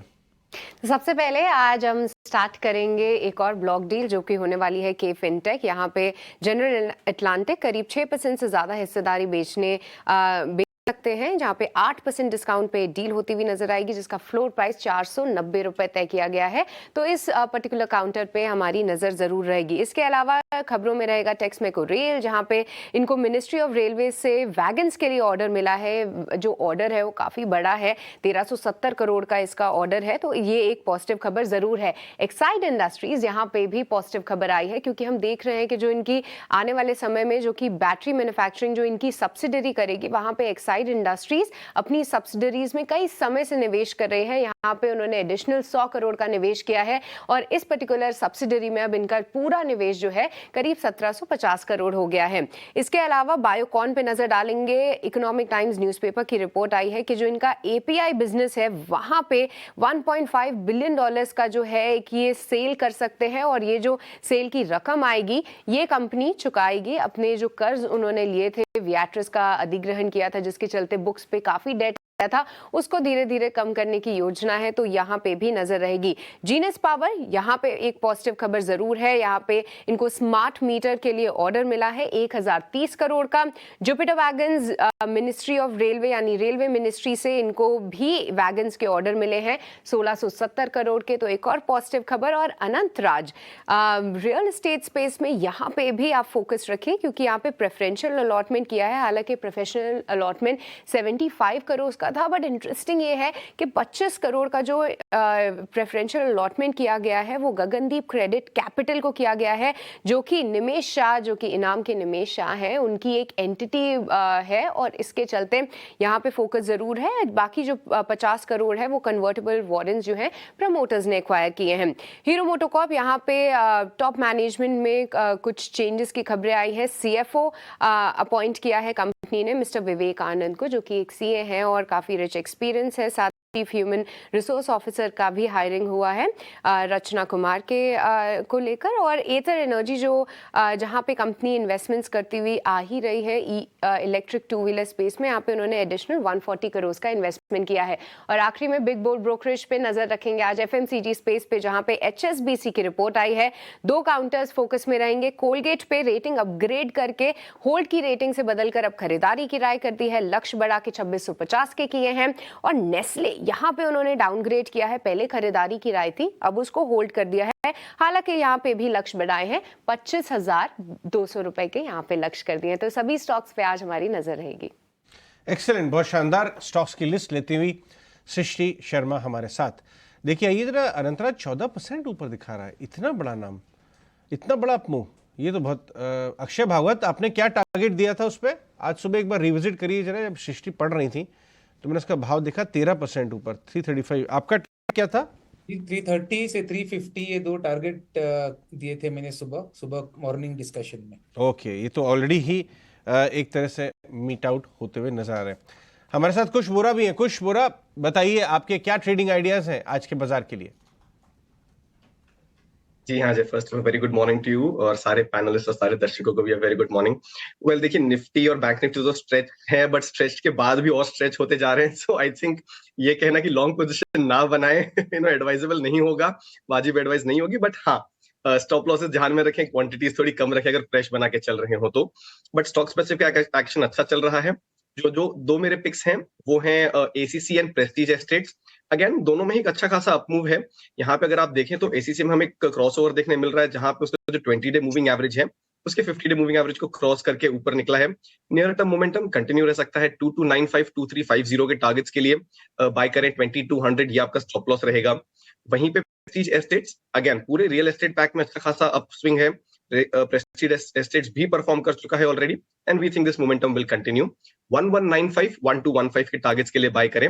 1145 ये आपका स्टॉप लॉस रहेगा। बिल्कुल, अभी ऐसे बाजार में जो है क्यों ना पार्टिसिपेट किया जाए, थोड़ा सा रिस्क मैनेजमेंट ही करने की जरूरत है। ये बताइए अभिषेक, क्या नए काम नाम के ऊपर आप काम कर रहे हैं? मिड कैप स्मॉल कैप में एक दो नाम बताइए नए। देखिए, एक तो पहली बात है अजय जी, हमने हमारे क्लाइंट्स को बोला है कि थोड़ा कैश का लेवल बढ़ाइए। अभी हम काफी पॉजिटिव थे, हमें जिस हिसाब से मिड कैप फ्रेंजी और आईपीओ फ्रेंजी जो दिख रहा है उस कारण से जनरली मेरा ये व्यू है कि अभी डेफिनेटली मार्केट ऊपर जाएगा, बट लग रहा है, but it's better to book profits at some point of time and we are happy we have made a certain amount of money. अभी बहुत ही स्टॉक स्पेसिफिक हो गया है। वैभव ग्लोबल करके एक कंपनी है, जयपुर की बेस्ड कंपनी है राइट नाउ। इसमें एक सबसे अच्छा जो हुआ है अभी राइट नाउ, जो दो एक्विजिशंस हुए हैं। एक तो सबसे बड़ी बात हुई है यूएस और यूके में, जहां इसका सबसे बड़ा प्रेजेंस है, वहां अब धीरे धीरे इन्फ्लेशन सबसाइड हो रही है ये। और इन्होंने जो दो एक्विजिशन किए हैं, एक माइंडफुल सोल करके जो एक्विजिशन किया है वो आपको पहले साल में ही आपको $18 मिलियन की टॉप लाइन और $2 मिलियन करीब का ईबिटा बना रहा है वो राइट नाउ। और दूसरा जो इन्होंने एक्विजिशन किया है वो यूके में किया है, वहां का दूसरा नंबर का चैनल था जो बंद हो गया था फाइनेंशियल प्रॉब्लम में, वो 1 मिलियन पाउंड में खरीदा था। और इसका जो हमें लगता है अगले साल ही 2 से 3 मिलियन डॉलर का ईबिटा वो ये कंपनी बना देगी। और इस सेगमेंट में ये अभी यूके में now they become number 2 player in the this thing right now. US में भी दे अमंग टॉप 3 प्लेयर्स में आ चुके हैं। और एक मेरे को लगता है ये कंपनी बहुत ही इंटरेस्टिंग है राइट नाउ। दूसरा जो स्टॉक है वो सीमैक इंडिया लिमिटेड है। बहुत ही इजी बिजनेस मॉडल है यहाँ पे। दे आर इनके 5 DSLV हैं जो ONGC को सीमैक जो DSLVs को प्रोवाइड करते हैं ONGC को। और अभी इन्होंने OSLV offshore support vehicle segment में जाने का किया है, तो वो है राइट नाउ। वैल्यूएशंस भी अट्रैक्टिव है और मेरे को लगता है ये सीमैक और ये दो स्टॉक्स बहुत ही इंटरेस्टिंग है राइट नाउ। ये दोनों आप एड ट्रांचेस में ऐड कर सकते हैं राइट नाउ। ऑल्सो इसके अलावा हम एक्सपोर्ट्स कंपनीज पे काफी ज्यादा फोकस कर रहे हैं। जो ये टेक्सटाइल में हमारा यही है, तो व्यू यही है कि अगर कुछ भी वीकनेस आती है तो टेक्सटाइल में आपके जो भी नाम्स हैं राइट नाउ आप उनको नीचे के लेवल पे डेफिनेटली ऐड कर सकते हैं। तो ये एक 2-3 कंपनी जो हमने एक्सपोर्ट डेटा देख रहे थे अक्टूबर नवंबर का, वो काफी अच्छा आया है। और specially US exports and UK exports दोनों में काफी अच्छा पिकअप आया है। तो दोनों कंपनीज आपको जो भी आप कंपनीज देखते हैं, IS इंडो काउंट हो गई, गोकुलदास हो गया, ये सब आप नीचे के लेवल पे डेफिनेटली आप ऐड किया जा सकता है। आज निफ्टी फ्रीज हुआ है और ये काम एक करने वाला है, वो ये कि आज 21,200 वालों को भी ट्रैप करेगा। कल इसने 21,050 को किया था, आज 200 को ट्रैप करेगा। ये दोनों गैप अप की वजह से फंस जाएंगे और उसके बाद फिर देखते हैं क्या होगा। हालांकि रिस्क टुवर्ड ज़्यादातर मेहमान हमारे बता रहे हैं कि ज़रूर आप चेक करके लीजिएगा। पुराने वालों को जाना नहीं है, नए वालों को आना नहीं है, थोड़ा सा देख के चलना है बस, और कुछ नहीं करना। जो जिनको नहीं जाना उनको ट्रेलिंग स्टॉप लॉस लगाना है, ये याद रखने वाला है। नारा जैसा है मार्केट के अंदर, आप इसको अच्छे से पकड़ के रखें। अब बढ़ते हैं आगे। जरा निफ्टी के टॉप काउंटर्स में आपको बताता हूँ जो आज गैप के साथ खुल रहे हैं। हिंडाल्को खुलेगा बॉस, वैशाली आपका शेयर है, इन्फोसिस गैप के साथ खुल रहा है, 21 रुपये तो ऊपर ही खुलेगा ये। दूसरा है हीरो मोटोकॉर्प, तीसरा है M&M, चौथा है पावर ग्रिड और पांचवा है टाटा स्टील, छठा है भसीन जी का शेयर मारुति करीब 1% ऊपर। ये सारे शेयर 1 से 2% की कैटेगरी में खुल रहे हैं गैप के साथ। आप इन सभी शेयरों में देखेंगे तो आपको पूरा भारत जैसा दिखेगा। इसमें ऑटो भी है, इसमें पावर कंपनी भी है, स्टील भी है, इसमें मेटल्स भी है, इसमें IT भी है। तो सब कुछ आपको आज कंसोलिडेटेड फॉर्म में दिख रहा है। उसके बाद देखते हैं लीडरशिप किसके पास आती है। जो कमज़ोर खुल रहे हैं मैं ज़रा वो भी दिखा देता हूँ आपको। ब्रिटानिया वो नहीं खुलेगा स्ट्रॉन्ग, भारतीय एयरटेल वीक खुलेगा, 0.5% नीचे। BPCL, एक्सिस और HDFC बैंक भी आज रेड निशान में खुल रहा है। इसका मतलब ये है कि अगर आज IT को सेकंड डे चलना है, जैसे अजय भी आपको बता रहे हैं और दूसरा वैशाली ने भी आपको बताया, तो बैंक को थोड़ा सेक्रीफाइस करना पड़ सकता है। और शुरुआत में जो 2-4 शेयर मैंने आपको नाम बताया ना, एक्सिस, HDFC, ये कुछ है। अच्छा एक और पॉइंट, TCS एक बड़ा प्लेयर है, वो भी आज फ्लैट ही खुल रहा है। एक बार जरा स्क्रीन पे दिखा दो। इन्फोसिस और TCS में थोड़ा मतभेद दिख रहे हैं इस समय। इन्फोसिस तो बैक टू बैक अच्छा खोल भी रहा है, क्लोज भी कर रहा है, बट TCS में वो एग्रेशन नहीं है जो इन्फोसिस के अंदर एग्रेशन है। तो इसलिए सिलेक्शन बहुत ज़रूरी है। एग्रेशन में सिलेक्शन रख देंगे तो फिर काम बन जाएगा। आ जाते हैं जरा नेक्स्ट 50 पे, वहाँ पे क्या पोजीशनिंग हो रही है। PNB अच्छा खुलेगा आज वेदांता अच्छा खुलेगा, अदानी ग्रुप के शेयर्स थोड़े ठीक खुलेंगे, BEL ठीक खुलेगा, 1-1.5% ऊपर खुलेगा, गेल ऊपर खुलेगा, आज 1% हमने आपको नोटिस करवाया था सुबह। कोलपाल ऊपर खुलेगा, रिपोर्ट आई है HSBC की। तो ये सारे शेयर्स आज ऊपर खुलने जा रहे हैं। जो कमज़ोर खुलेंगे SRF, श्रीराम फाइनेंस, ये कुछ एक शेयर्स कमज़ोर हैं। एक काम करते हैं, ये PNB के अंदर ज़रा पोजीशन चेक करवा लेते हैं। आयुष PNB रखें होल्ड करके, PNB होल्ड करके रखें। और आयुष बात नहीं हो पाएगी। अक्षय जरा आप चेक करके बताइए। अक्षय PNB होल्ड करके रखें। जी PNB होल्ड करना है। PSU बैंक्स में मोमेंटम स्ट्रांग है। अगर शॉर्ट टर्म एक हफ्ते का आपका नजरिया है तो मेरे हिसाब से 100 से 105 के टारगेट बनते हुए दिख रहे हैं। 85 का सपोर्ट है, तो होल्ड करने की राय रहेगी। अजय जी भी आपको बायकॉन के बारे में बता रहे थे, 2.5% ऊपर। ये 52 वीक पे नहीं चलने वाला शेयर है, लेकिन आज गैप कर रहा है। IRB इंफ्रा चलेगा 2% ऊपर। आज येस बैंक का ब्रेकआउट है, 22 रुपये के आसपास है। एक बार आयुष आप ही देख के बताइए, येस बैंक प्लस करके रख लूँ, थोड़ा रखूंगा मैं इसको 2-4 महीने। अक्षय आप ही देख के बताएं। जी यस बैंक 2-4 महीने का नजरिया है, तो आपको जरूर होल्ड करके चलना है। 18 के आसपास बेस बन चुका है, और अगर आप 3 से 4 महीने की बात कर रहे हैं तो मेरे हिसाब से 30+, 34-35 तक टारगेट बनते हुए दिख रहे हैं मुझे। ठीक है, 20 का 30 हो जाने का मतलब होता है 50% बढ़ शेयर का। और अगर 30+ के टारगेट दे रहे हैं तो कुछ सोच समझ के दे रहे होंगे अक्षय पी भागवत आपको, और हमने भी कुछ सोच समझ के पूछा है मेहमानों से ठीक मार्केट खुलने से पहले, इसलिए येस बैंक भी ध्यान रखने वाला शेयर है।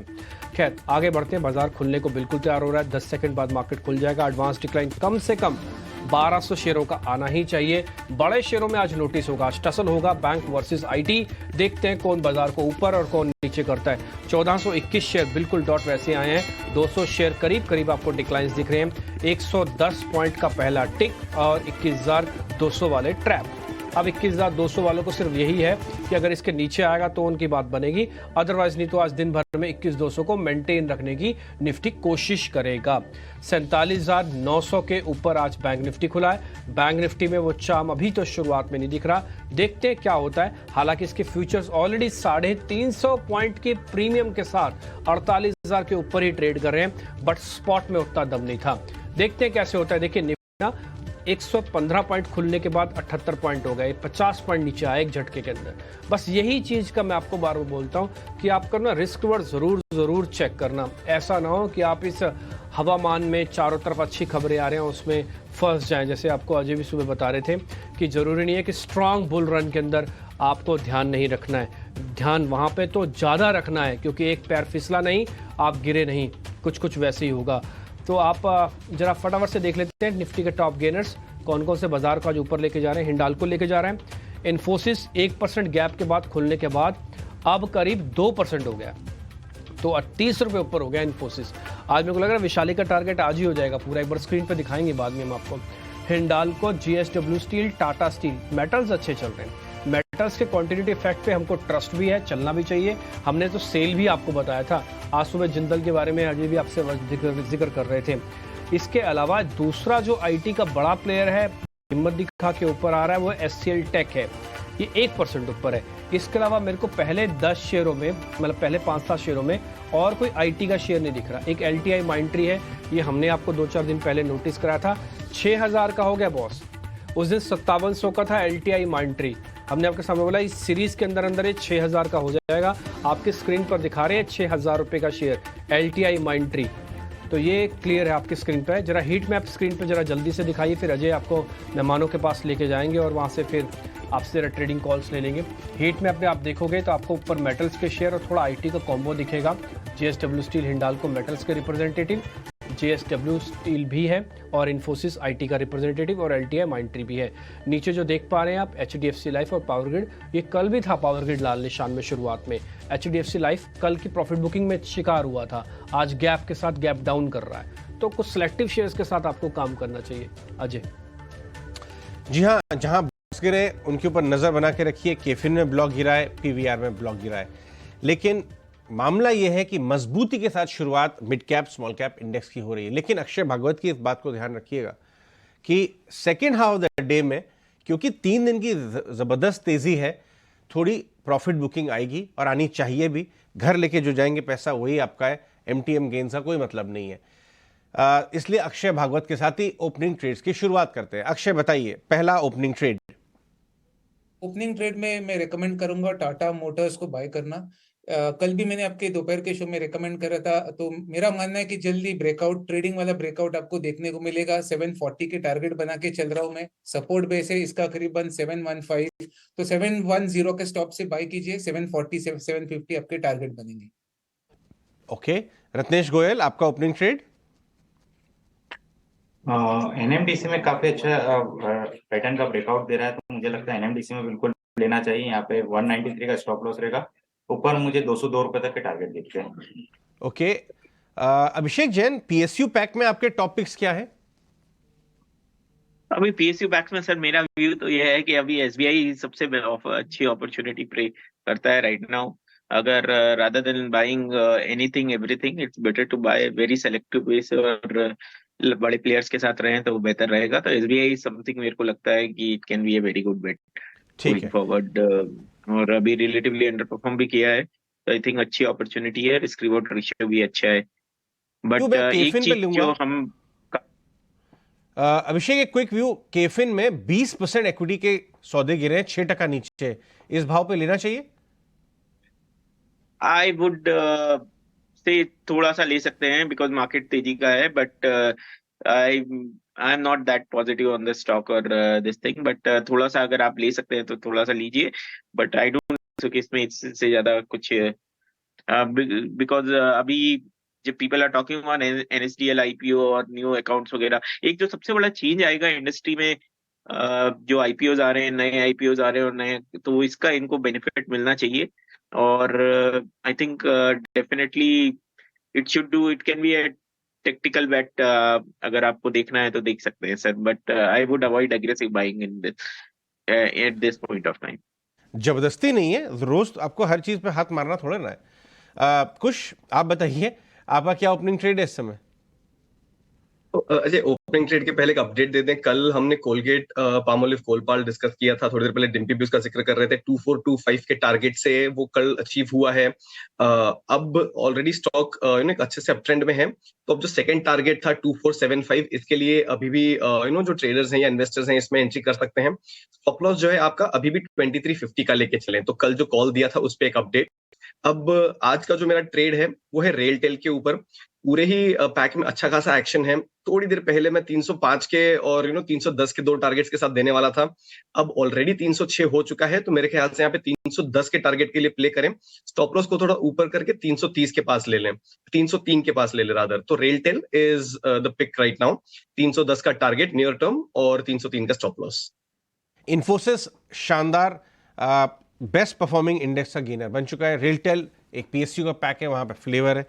और मेटल और आईटी आपको जो बोला था एग्जैक्टली वही टॉप स्टॉक्स कौन से हैं? इन्फोसिस, एचसीएल टेक और दूसरे जेएसडब्ल्यू, टाटा स्टील। तो मेटल और आईटी में एक तेजी का माहौल अभी भी बना हुआ है जैसा कि हमने सोचा था। बैंक आज ये पर्टिकुलर बैंक एक्सेस थोड़ा सा शांत है। रत्नेश गोयल, मुनाफा वसूली के समय क्या वीकनेस आ सकती है एक्सिस बैंक में? तुरंत 6-7 रुपए लुढ़क गया खुलते ही बाजार।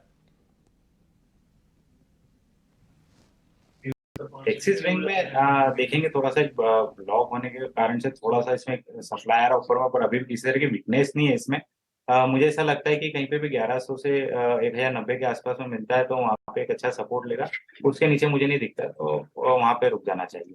बहुत ज्यादा वीकनेस नहीं दिखती।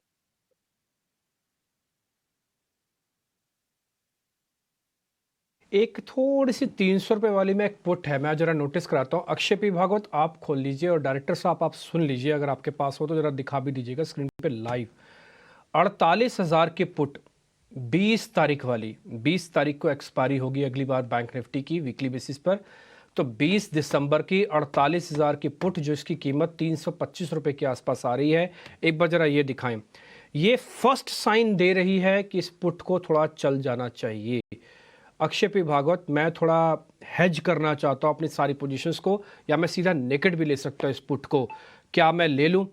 140 रुपये हो गई अब ये। एक बार जरा स्क्रीन पे दिखा पाएंगे तो ठीक है, नहीं तो आप वैसे ही बता दीजिए। 48,000 की पुट आपके पास तो आ ही रही होगी टर्मिनल पे। जी, इन द मनी स्ट्राइक की पुट है तो ट्रेडिंग का आपका अगर 2 से 3 दिन का नजरिया है तो जरूर आपको बाय करना चाहिए, हेज करना चाहिए। और एक चीज है, जो 48,000 की कॉल भी आप देखें उसमें हाईएस्ट ओपन इंटरेस्ट की पोजीशनिंग है, जो जिसका मानना है कि कॉल राइटर्स बहुत स्ट्रांगली वहां पे उन्होंने अपनी पोजीशन बनाई है विद द अंडरस्टैंडिंग की 48,000 जो है एक रेजिस्टेंस बनेगा अगले 1 से 2-3 शॉर्ट टर्म ट्रेडिंग सेशन के लिए।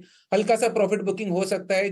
48,000 की पुट की बात की है तो डाउनसाइड अगर आप बैंक निफ्टी में देखें, अगर थोड़ी मुनाफा वसूली आए तो 47,600 तक स्पॉट में जो करंट रेट से 200 पॉइंट की नरमी बन सकती है बैंक निफ्टी में। तो अगर वो आप पुट ले तो आपको उसका डेल्टा 0.5 का मिलेगा, तो आराम से उसमें 100 से 150 रुपए का मुनाफा आपको मिल सकता है। मैं उसका टारगेट 425 रख लूँ, मेरे स्टॉप लॉस और बता दो सर। अभी 325 पे चल रही है, मैं स्टॉप लॉस और टारगेट छाप दूंगा सामने। प्रोड्यूसर साहब जरा लिख दीजिएगा 48,000 की पुट का टारगेट है 425, और स्टॉप लॉस मेरे को और बताओ सर आप। जी, स्टॉप लॉस मैं कहूंगा कि अगर 2 दिन का नजरिया है तो स्पॉट बेसिस पे स्टॉप रखिए। आज का अगर आप डे हाई देखें तो करीबन 48,000 के आसपास है, तो 48,025 स्पॉट बेसिस पे आपका स्टॉप लॉस बनेगा। 2 दिन का स्टॉप लॉस है, टाइम बेस्ड स्टॉप लॉस है। तो मंडे दोपहर को अगर ये ज्यादा वहीं के वहीं रहे तो आपको ये पोजीशन कट करना है, क्योंकि डेप्रिसिएशन का डर रहेगा। नहीं तो आप इसके 2 दिन के लिए होल्ड करके चले। मेरा मानना है कि आपको 70 से 100 रुपए जल्दी बननी चाहिए ट्रेड में।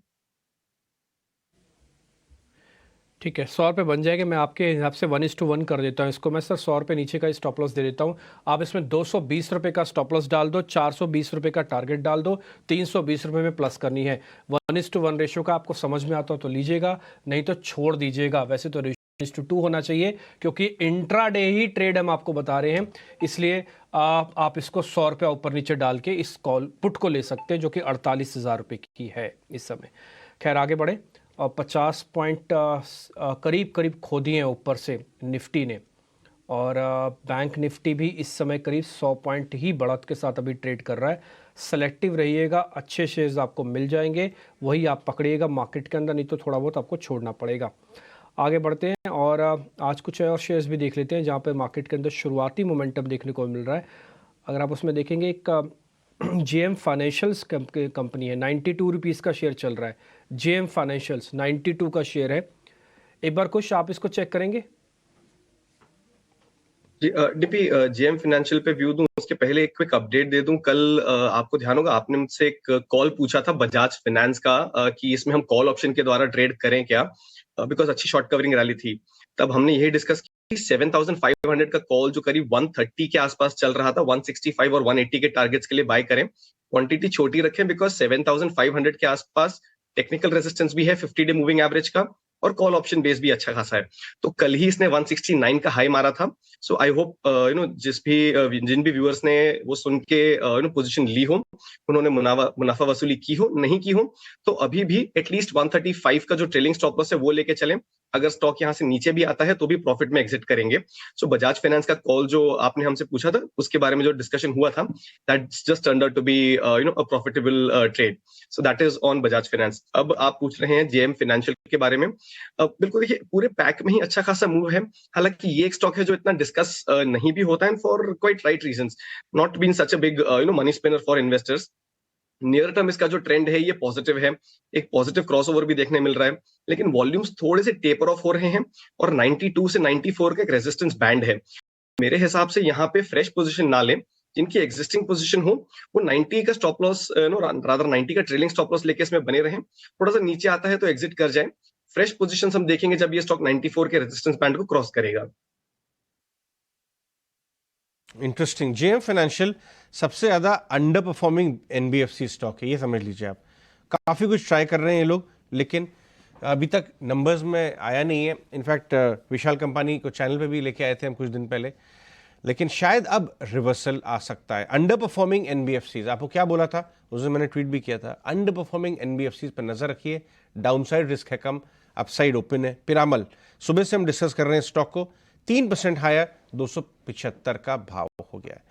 तो ये मामला इस समय बन के आ रहा है। लेकिन रियल एस्टेट, इसको मत भूलिएगा, लोअर रेट इंटरेस्ट सिनेरियो में रियल एस्टेट भी उतना ही चलता है। ब्रिगेड को देखिए, आज बड़ा ब्रेकआउट, 1000 रुपये, 900 के ऊपर।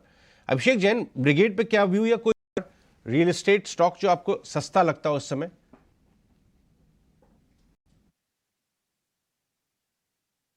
अभिषेक?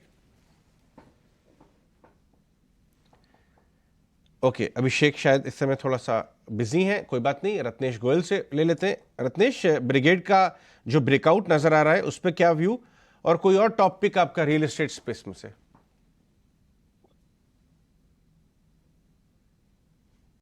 ब्रिगेड में आप देखेंगे तो एक अच्छा ब्रेकआउट यहाँ पे देखने को मिल रहा है, कंटिन्यू हायर हाई फॉर्मेशन देखने को मिल रहा है। तो मुझे ऐसा लगता है कि ब्रिगेड में ये जो तेजी बनी है बिल्कुल बरकरार रह सकती है। तो यहाँ पे एक अगर किसी को फ्रेश एंट्री लेना है तो उनके लिए भी बाइस यहाँ पे करी जा सकती है। 880 रुपए का स्टॉप लॉस लगा सकते हैं। ऊपर में जो टारगेट बनते हुए दिखते हैं मुझे, वो पहले बनेंगे 950 का, दूसरा फिर 1000 तक का भी इसमें टारगेट आ सकता है। ठीक है। हाँ अभिषेक, आप क्या कह रहे थे, कौन से आपके स्टॉक पिक्स हैं रियल एस्टेट में? मेरे से बोल रहे हैं सर? जी हाँ सर, रियल एस्टेट में सर अभी जो हमारा पिक है राइट नाउ, अभी हम बिल्डिंग मटेरियल स्पेस में ज्यादा पॉजिटिव है। मेरे को लगता है सर कि अभी तक जिस हिसाब से रियल एस्टेट में प्ले आया है, तो जो लास्ट लेग ऑफ बाइंग होती है वो अभी आप देखेंगे companies like Orient Bell ceramic, Kajaria और इवन प्लाई कंपनीज, ये सब कंपनीज थोड़ा इंटरेस्टिंग लग रहा है। ये Orient Bell actually almost 52 week low के आसपास ही है। कजारिया भी has not perform very well, because ये सब जो सेगमेंट, अगर रियल एस्टेट को अच्छा करना है तो ये सेगमेंट को भी अच्छा ही, और ये हमेशा व्हेन यू डू द आप घर का कंस्ट्रक्शन होता है तो ये सबसे लास्ट में बाइंग आती है। तो प्लाई कंपनीज हो गई, तो प्लाई कंपनीज में आपको लास्ट 5-7 दिन में थोड़ा अपमूव आया भी है। बट ये मेरे को लगता है कि रियल एस्टेट को आप प्रॉक्सी प्ले में खेलना है तो एक ये इंटरेस्ट है। ऑल्सो मैं बात करूंगा, अभी एक आईपीओ आ रहा है सूरज रियल एस्टेट करके, वो एक काफी इंटरेस्टिंग लग रहा है मेरे को लगता है ये कंपनी आगे जाके काफी अच्छा करेगी। मुंबई बेस्ड फोकस प्लेयर है, तो I think you have to be focus, और यहाँ पे वैल्यू दिख रही है। इसके अलावा जो कंपनीज हम पहले बात कर चुके हैं उसमें से काफी ज्यादा रिलीज हो चुकी है। अगर हम पहले टार्क पे काफी पॉजिटिव थे, तो एक ये है, तो अभी थोड़ा रुक के ही मैं खेलना चाहूंगा या इन्वेस्ट करना चाहूंगा। बट अगर ट्रेडिंग भी करनी है तो I would be very selective. But I think ये कंपनीज काफी इंटरेस्टिंग लग रही है राइट नाउ, एंड जो बिल्डिंग मटेरियल स्पेस है वो एक काफी interesting eight this point of time लग रहा है। ओरिएंट बेल 52 एक लो पे है ऐसे बाजार में। कजारिया तो चल गया है, लेके आइए लास्ट 1 ईयर का चार्ट दोनों का। ये बहुत इंटरेस्टिंग कंपैरिजन लेके आए, एक बार चार्ट चेक ले लेते हैं। रत्नेश, जरा कजारिया वर्सेस ओरिएंट बेल को जरा चेक करिए। ओरिएंट वेल जी हाँ 52 वीक लो पे है, बात सही है, 25% घटा है। कजारिया 22-23% चला है, बहुत ज़्यादा नहीं चला है। चार्ट चेक इन दोनों का रत्नेश। जी बिल्कुल, अगर पहले कजारिया देखेंगे हम तो कजारिया में आप देखेंगे तो बहुत एक लंबे टाइम से कंसोलिडेशन चल रहा है। यहाँ पे 200 मूविंग एवरेज के पास में अपना सपोर्ट लेके चल रहा है। अभी हाल ही फिलहाल में 2-1 दिन पहले हमको अच्छे यहाँ पे वॉल्यूम एक्टिविटी भी देखी थी। तो इसमें अभी किसी तरह की कमजोरी नहीं है चार्ट पे। कजारिया में एक थोड़ा सा टॉप बना के थोड़ा छोटा सा करेक्शन हुआ था, फिर कंसोलिडेशन में आ गया। तो मुझे ऐसा लगता है 1300 का लेवल जो है काफी एक अच्छा लेवल आएगा। 1330-1300 के आसपास में काफी अच्छा लेवल है बाय करने के लिए। यहाँ पे बिल्कुल बाय करना चाहिए, रिस्क रिवॉर्ड रेशियो फेवर में बैठता है। यहाँ पे स्टॉप लॉस लगाएंगे 1270 का, और ऊपर मुझे टारगेट बनते हुए दिखते हैं। वापिस से मुझे ऐसा लगता है कि यहाँ से रिवर्स होके कम से कम पहले 1415 फिर 1450 तक के लिए जा सकता है। अगर ओरिएंट बेल देखे तो कंटिन्यू अंडर परफॉर्मेंस कर रहा है ये स्टॉक, अपने की एवरेज नीचे कर रहा है, मार्केट में पार्टिसिपेट नहीं कर रहा है, इंडेक्स का अंडर परफॉर्म कर रहा है। तो मेरे हिसाब से अगर दोनों में से किसी एक को लेना है तो कजारिया के साथ जाना बेटर रहेगा।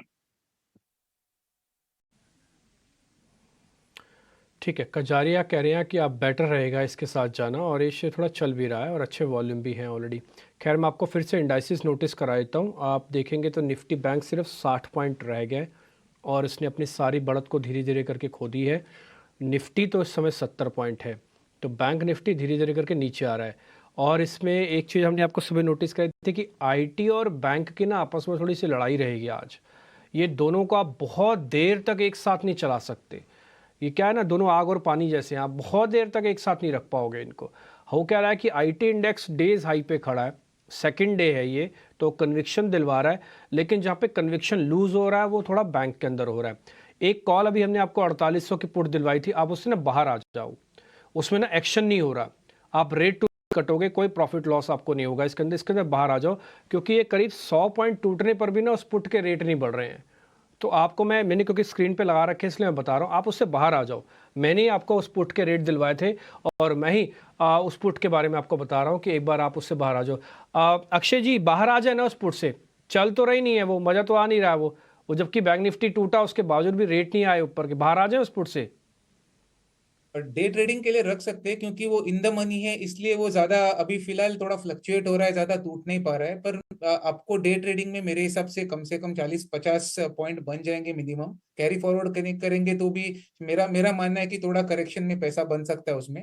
बस डे आपको स्टॉप लॉस बना के चलना है जो है डे हाई का।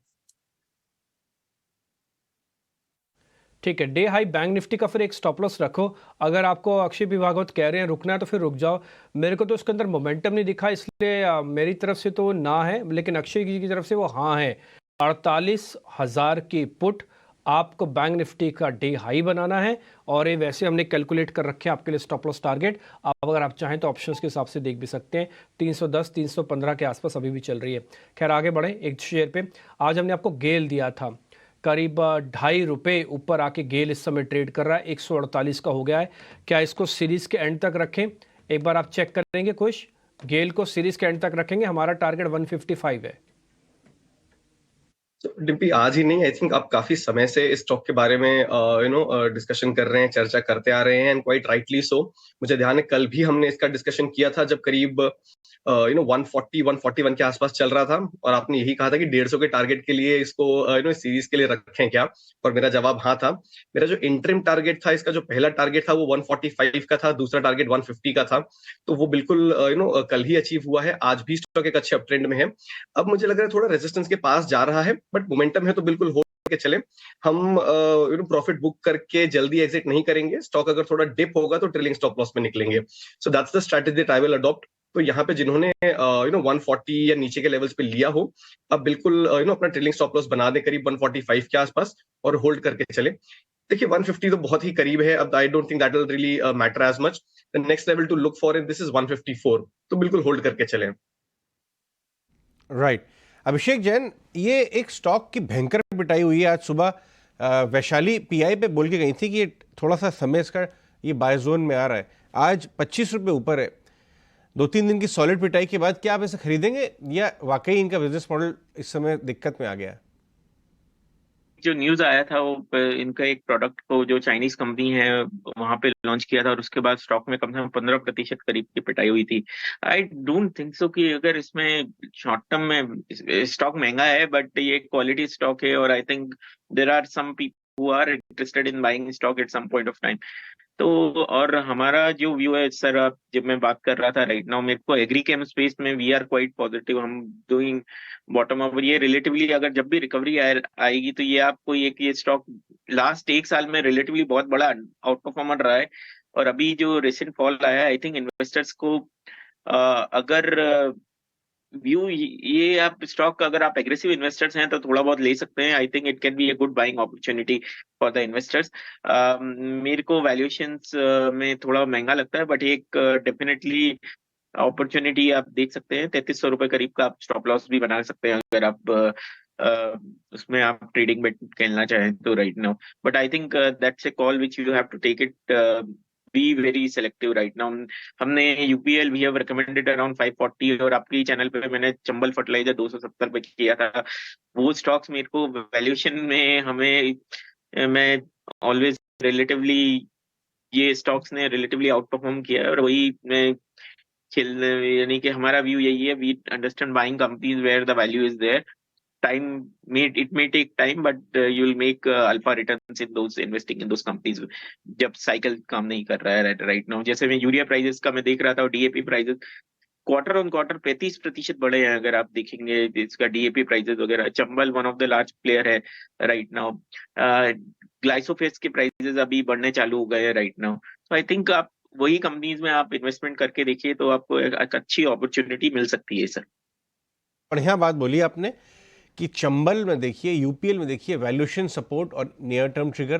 पीआई में नियर टर्म बाउंस हो सकता है लेकिन महंगा स्टॉक है। थोड़ा लंबा रिकवरी खेलनी हो तो आप पीआई को खेलिए। अच्छा जवाब देते हुए ये बैटरी स्टॉक्स में भी काफ़ी अच्छी रिकवरी हमने देखी। अमारा राजा एक्साइड दोनों को लेके आइए। लास्ट एक महीने का अमारा राजा ऑलमोस्ट 800 की तरफ जा रहा है। कुछ अमारा राजा वर्सेस एक्साइड आपके हिसाब से ज़्यादा बेटर कौन सा दिखता है? सो अजय, ओवरऑल सेटअप मुझे यहाँ पे एक्साइड का बेटर लग रहा है। अच्छा खासा एक रनअप देख चुके हैं और अभी कंसोलिडेशन फेज में है, which is a positive sign for the stock. थोड़ा सा रेजिस्टेंस के पास है, राउंड फिगर 300 और टेक्निकली भी देखे तो उसी के आसपास थोड़ा सा स्लगिशनेस है। But this is I think after a long run up वाला जो एक पॉज आता है वो। ओवरऑल अगर मैं देखूं तो मुझे एक्साइड यहाँ से थोड़ा सा बेटर लग रहा है। 300 का लेवल क्रॉस होते ही यहाँ पे 320 एंड 335 के जो लेवल्स हैं that will start acting as the near term targets for the stock. जो स्टॉप लॉस है इसका बहुत ही क्लियरली 285 के आसपास प्लेस्ड है। So Exide looks a little stronger compared to Amara Raja. Done. एक बार आपको मैं बैंक निफ्टी दिखाता हूँ। बैंक निफ्टी इन रेड, लाल निशान में आ गया।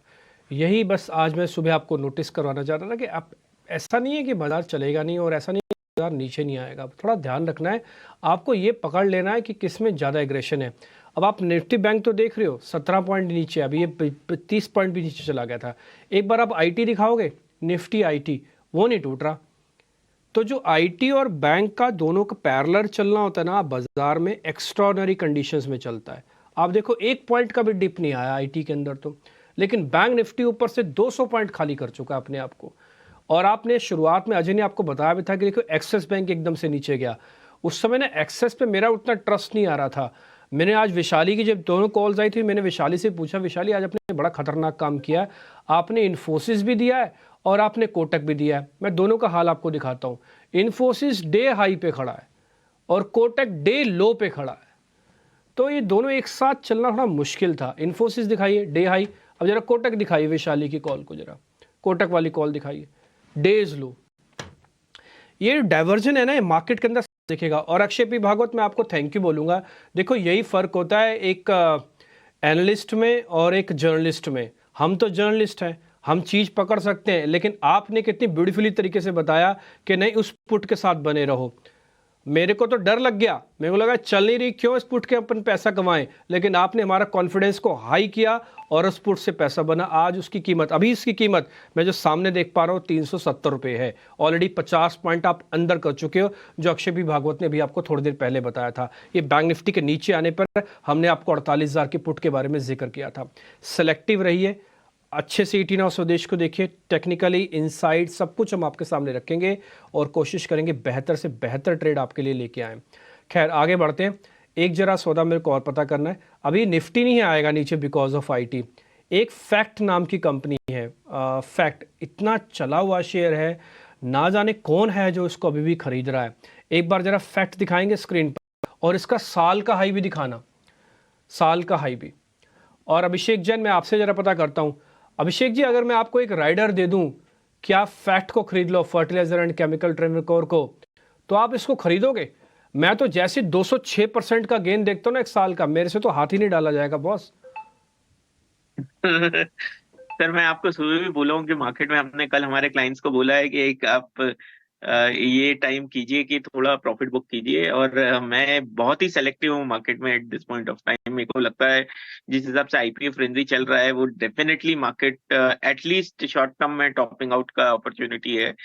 तो we may not make next 15 दिन, हो सकता है मार्केट नहीं गिरे, बट बिकॉज ईयर एंड है तो जनरली देखा गया है कि ईयर एंड पे people don't book this thing, mainly retail activity काफी बढ़ जाती है।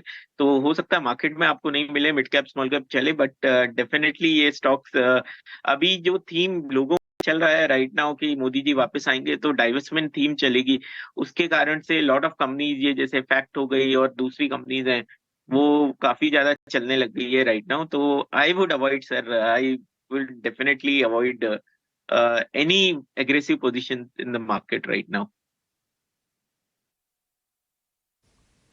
ओके ठीक है सर। सर मैं भी आपके साथ ही हूँ, मेरे को भी इस समय मार्केट का रिस्क और बिल्कुल जम नहीं रहा। या तो आप यहीं खड़े रहो या तो आप थोड़ा नीचे आने की वेट करो। इस लेवल पे आके बहुत सारी चीज़ें एबनॉर्मल इन नेचर हो रही हैं। खैर एनी हाउ हम थोड़ा और आगे बढ़ जाते हैं, ऑप्शंस का ट्रेड आपके लिए लेके आते हैं।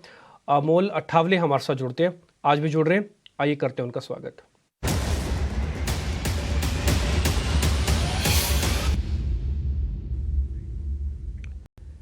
अमोल जी, मेरे को ना आपके सारी ऑप्शंस के ट्रेड याद है। परसों आपने दिया था टेक महिंद्रा, कल दिया था आपने M&M।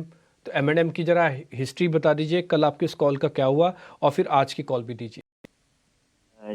Ji I think M&M call भी अच्छा चला था। टेक महिंद्रा का कल दिया था कॉल ऑप्शन, वो भी अच्छा मोमेंटम में है। अभी टारगेट नहीं हुआ है but I think positive side पे ही है।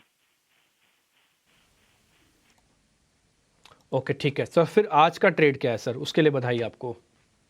मुझे टाटा स्टील का कॉल ऑप्शन अच्छा लग रहा है। 137 स्ट्राइक प्राइस का, दिसंबर सीरीज का, अराउंड 2.30 के आसपास चल रहा है। पोजिशनली टारगेट रहेगा उसका 4.5 और 4.7, और स्टॉप लॉस उसका रहेगा 1.65। मैक्स प्रॉफिट उसमें हो सकता है 13,200 रुपये, और मैक्स लॉस उसमें हो सकता है 3,575 का। स्टॉप लॉस थोड़ा बड़ा है, जैसे कि आपने कहा कि मार्केट थोड़ा वोलाटाइल है, तो स्टॉप लॉस स्ट्रिक्टली फॉलो करें। और टाटा स्टील में एक रेंज ब्रेकआउट फॉर्मेशन है जो आगे जाके कंटिन्यू रह सकता है। ठीक है, स्टॉप लॉस को स्ट्रिक्टली फॉलो करें, और ज़्यादा बड़ा स्टॉप लॉस भी नहीं आपको। कॉल ही सस्ती है, 2 रुपये 30 पैसे की कॉल है, और मैंने कई बार आपको बताया कि अमोल अठावले आपको इसी तरह की कॉल देते हैं जिसमें एक्सरसाइज प्राइस कम होता है, पैसे कम लगेंगे, रिस्क कम लगेगा। आप बाजार के अंदर होंगे भी और नहीं भी होंगे, कुछ कुछ वैसी फीलिंग होगी। कम पैसे लगेंगे तो नहीं होने वाली फीलिंग है, सौदा ले रखा है तो होने वाली फीलिंग है। तो 1 रुपये 65 पैसे का एक स्टॉप लॉस लगाइएगा, 4.5 रुपये का टारगेट है, पैसा डबल होगा, जाएगा 50%, 13,200 रुपये तक का आपको गेन आ सकता है। लॉट साइज बड़ा होगा तभी 13,000 रुपये बन रहे हैं यहाँ पे। ठीक है अमोल, बहुत शुक्रिया, थैंक यू वेरी मच, आज अपने ट्रेड बताया, अच्छा लगा आपसे ये सारा सौदा जान के। निफ्टी IT की बदौलत कोशिश कर रहा है अपने आप को किसी तरह से 50-60 पॉइंट रोकने की, बट बैंक निफ्टी का जो साथी हैं HDFC, एक्सिस, कोटक, वो उसके साथ नहीं दे रहे हैं। तो इसलिए बैंक निफ्टी रेड निशान में यानी कि लाल निशान में भी बना हुआ है। गेल आ गया 159 यानी कि ऑलमोस्ट 150 के आसपास। अब हम थोड़ा और आगे बढ़ते हैं, एक शेयर और पता कर लेते हैं। फैक्ट बाय द वे बता दूं 7.5% हो गया, मेरे से तो बोला नहीं गया, और आपको अभिषेक जैन ने बताया कि हम तो नहीं लेंगे, लेकिन फिर भी शेयर 7.5% ऊपर है। आप ये देख लीजिए, आप अपने वित्तीय सलाहकारों से पूछ लीजिएगा, मेरे से ना हो पाएगा ये, मैं ऐसा साफ और नहीं बता देता हूँ आपको। मैं इस शेयर को, मेरे से हैंडल नहीं होता है ये शेयर। आते हैं, दूसरा एक शेयर है अंबर एंटरप्राइजेस। खुश, ये तो आपका ही शेयर है अंबर एंटरप्राइजेस, आप तो सब कुछ जानते हैं।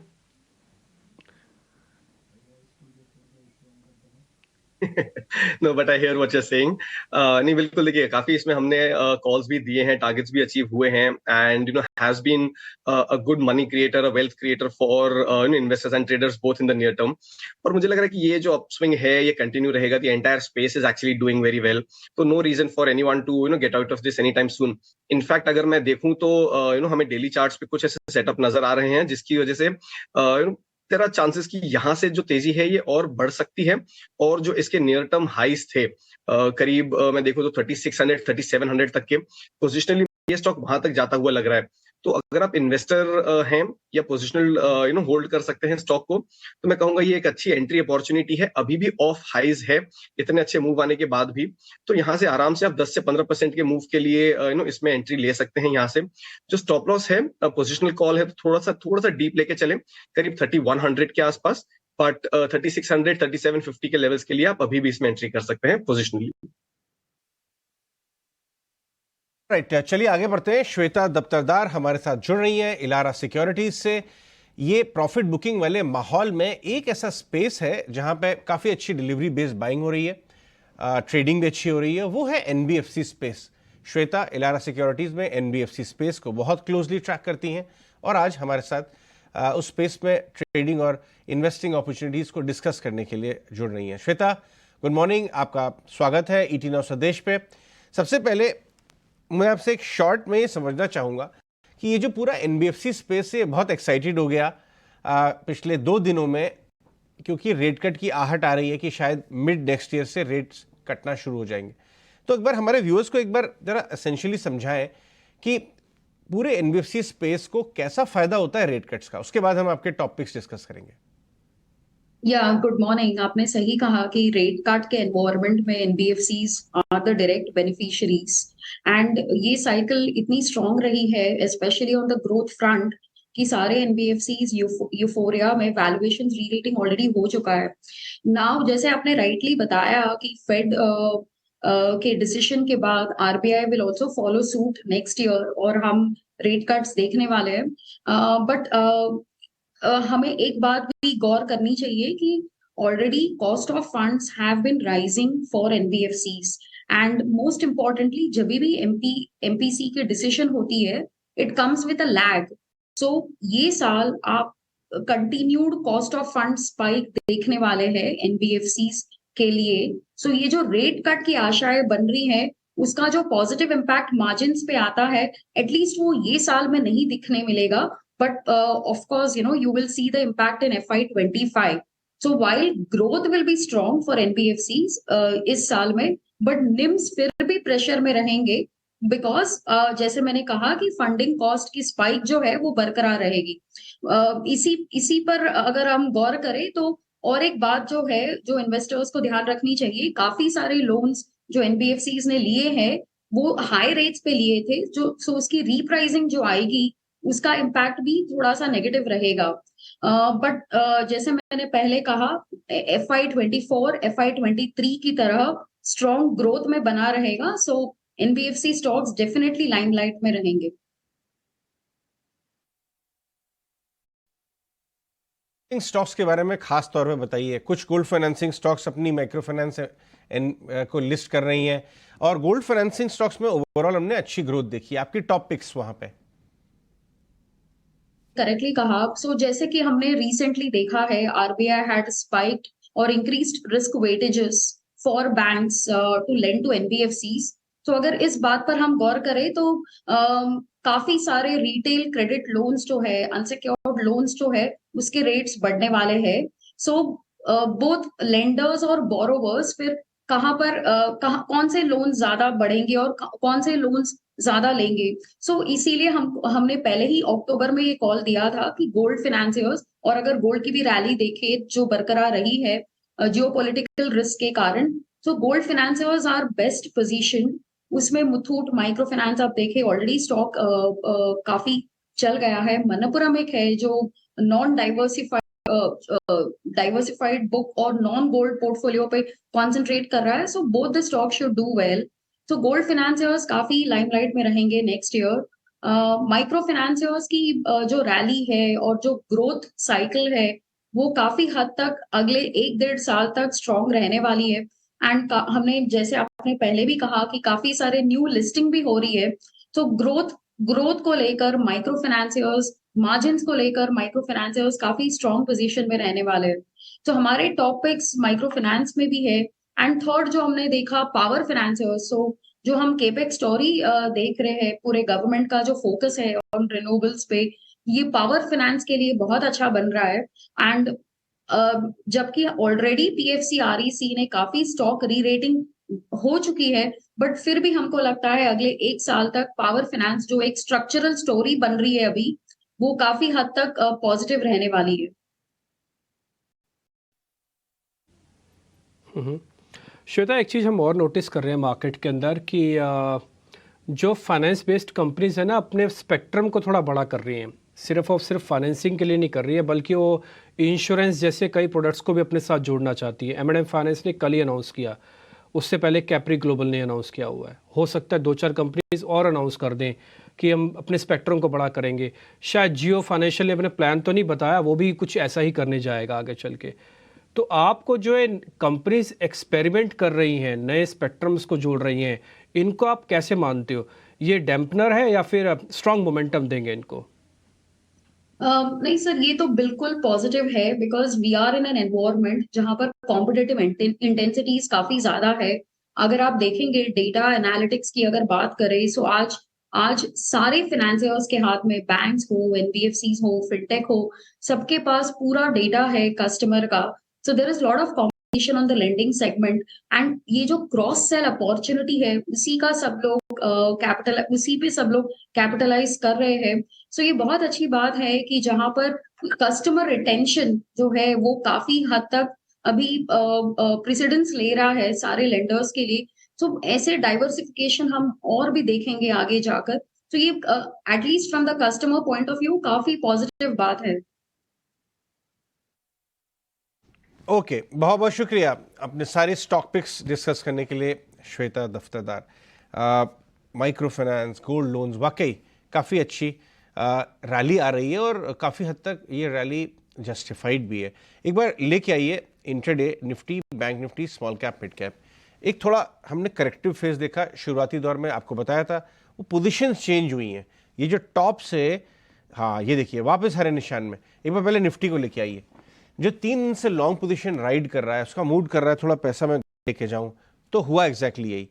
टॉप से 21,298, ऑलमोस्ट 21,300 के करीब जाके वापस 21,265 65 पॉइंट का डिक्लाइन आया, बट वो डिक्लाइन वापस से ग्रैब किया लोगों ने। अब बैंक निफ्टी लेके आइए, वहां पर भी कुछ ऐसा ही हुआ, बस यही है कि वहां डिक्लाइन थोड़ा ज्यादा था। लाल निशान तक में बैंक निफ्टी गया, अपना ओपनिंग था 47,987, तो ऑलमोस्ट 48,000 का ओपनिंग, और नीचे 47,700, 300 पॉइंट का आपको डिक्लाइन मिला। अब देखना ये है कि और ये डीपन होता है या रिबाउंड आता है, क्योंकि पोजीशंस चेंज हो रही हैं। स्मॉल कैप, मिड कैप लेके आई रेटर साहब, वहाँ पे तो तेज़ी है, 1% तेज स्मॉल कैप इंडेक्स आपको दिखाई दे रहा है इस समय, और करीब डेज हाई पे स्मॉल कैप इंडेक्स, वहाँ कोई प्रॉब्लम नहीं है। मिड कैप ठीक है, 200 पॉइंट, करीब 0.5%, दिक्कत नहीं है, लेकिन तेज़ी में आपको स्मॉल कैप्स आता हुआ नजर आ रहा है। स्वान एनर्जी 3 दिन, पिछले हफ्ते 2 से 3 बड़े ब्लॉक हुए, एज लाइफ, इस तरह की बहुत सारी कंपनीज आई हैं, उसके अंदर ब्लॉक में पार्टिसिपेट करती हुई नजर आई। आज प्रॉफिट बुकिंग कल के 8% मूव के साथ, और फिर वापस 1.5% ऊपर। क्विकली एक बार कुछ आप बता दें, स्वान का चार्ट कैसा दिख रहा है 508 पे? ये काफी अच्छा दिख रहा है, और एक लंबे समय के कंसोलिडेशन का अगर मैं कहूँ तो इसमें ब्रेकआउट है, तो ये जो मोमेंटम है ये कंटिन्यू रह सकता है, अभी भी ओवर हीटिंग से काफी दूर है। सो आई थिंक इसको पोजिशनली प्ले करना चाहिए, that's a much better way to go about it. यहाँ पे मेरे हिसाब से 530 का पहला टारगेट है और 545 का दूसरा टारगेट है, और जो स्टॉप लॉस है ये भी बहुत क्लियरली अगर आप देखें तो 490 के पास बन के आ रहा है। सो ब्रेकआउट के बाद भी अगर मैं देखूं तो रिस्क रिवॉर्ड रेशियो फेवरेबल है। सो स्वान अभी भी इतने अच्छे मूव के बाद स्ट्रॉन्ग लग रहा है।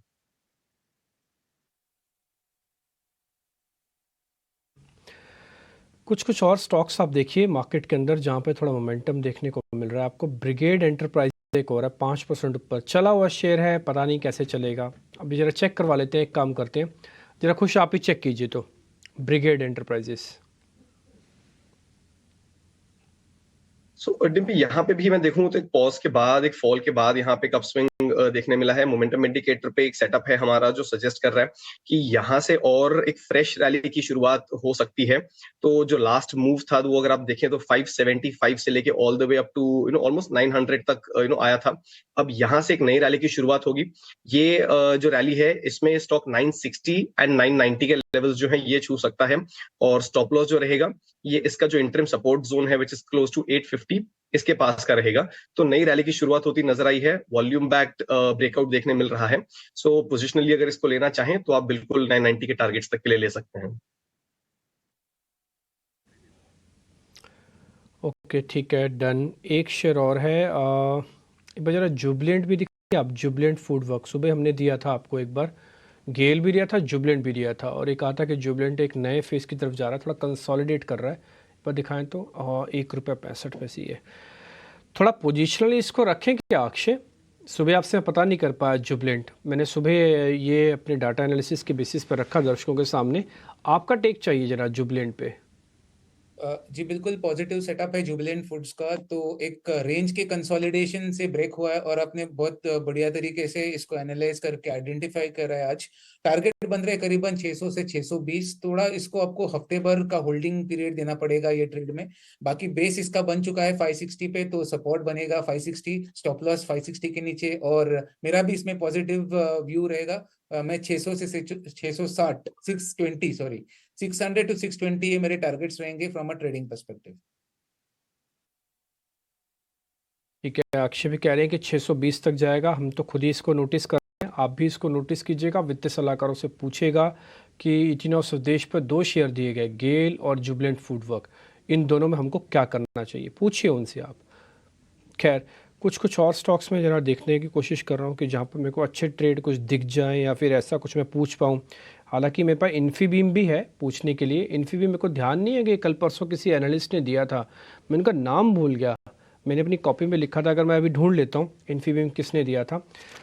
इन्फीबीम, जब तक आप अक्षय खुश, जरा आप चेक कर दो इन्फीबीम, ये ट्रेड करें, 24 रुपये का ही शेयर है। मैं जब तक इन्फीबीम चेक कर लेता हूँ किस एक्सपर्ट ने दिया था। यूजुअली हम इस स्टॉक को इतना क्लोजली ट्रैक नहीं करते हैं। एक क्विक टेक चेक में अगर आपको इसके ऊपर दे सकूं तो वो ये कि फिलहाल इसका एक नेगेटिव आरएसआई डाइवर्जेंस का सेटअप होता हुआ नजर आ रहा है, और ऑलरेडी एक रन अप देख चुके हैं हम। तो मेरे हिसाब से फिलहाल इसको अवॉइड करें। एग्जिस्टिंग पोजीशन हो तो यहाँ पे आप 20 to 50 के ट्रेलिंग स्टॉप लॉस के साथ बने रहें। अगर वो हिट होता है तो प्रॉफिट करके एक बार के लिए एग्जिट कर दें। ठीक है, मैं वैसे नाम बता दूं, ये दिया था कुणाल वी परार ने। उस दिन हमारे साथ आशीष कपूर जी जुड़े थे, कुणाल परार थे और जय पटेल थे, 3 मेहमान थे। मेरे को लग रहा है क्लोजिंग का शो था, यस, तब क्लोजिंग का शो था। तब इन्फीबीम उन्होंने दिया था। उन्होंने ये शेयर बताया था, एक उन्होंने उस दिन बताया था मिधानी, और दूसरा शेयर था इन्फीबीम। मैंने अपनी कॉपी में लिख रखा है, तो मैं अमूमन सारे शेयर्स लिख लेता हूँ और कोशिश करता हूँ वो सारे के सारे शेयर्स बाद में जाके फिर से चेक करूँ कि एक्सपर्ट्स जो बता रहे हैं वो बिल्कुल ठीक है, हम सब उसमें अच्छे से ट्रेड करें नहीं करें टाइप। खैर, फैक्ट हो चुका है 9% ऊपर। मैं आपको सिर्फ बता रहा हूँ, ना ही आपको हमने ट्रेड दिलवाया, ना ही कोई जानकारी दी, लेकिन ये हमारी रेंज से बाहर है, इसको हम ट्रैक नहीं कर पाते। जिनसे पूछा उन्होंने भी मना कर दिया, तो इसलिए आपको फिर बधाई दे रहा हूँ कि जिनके पास भी है वो रहें।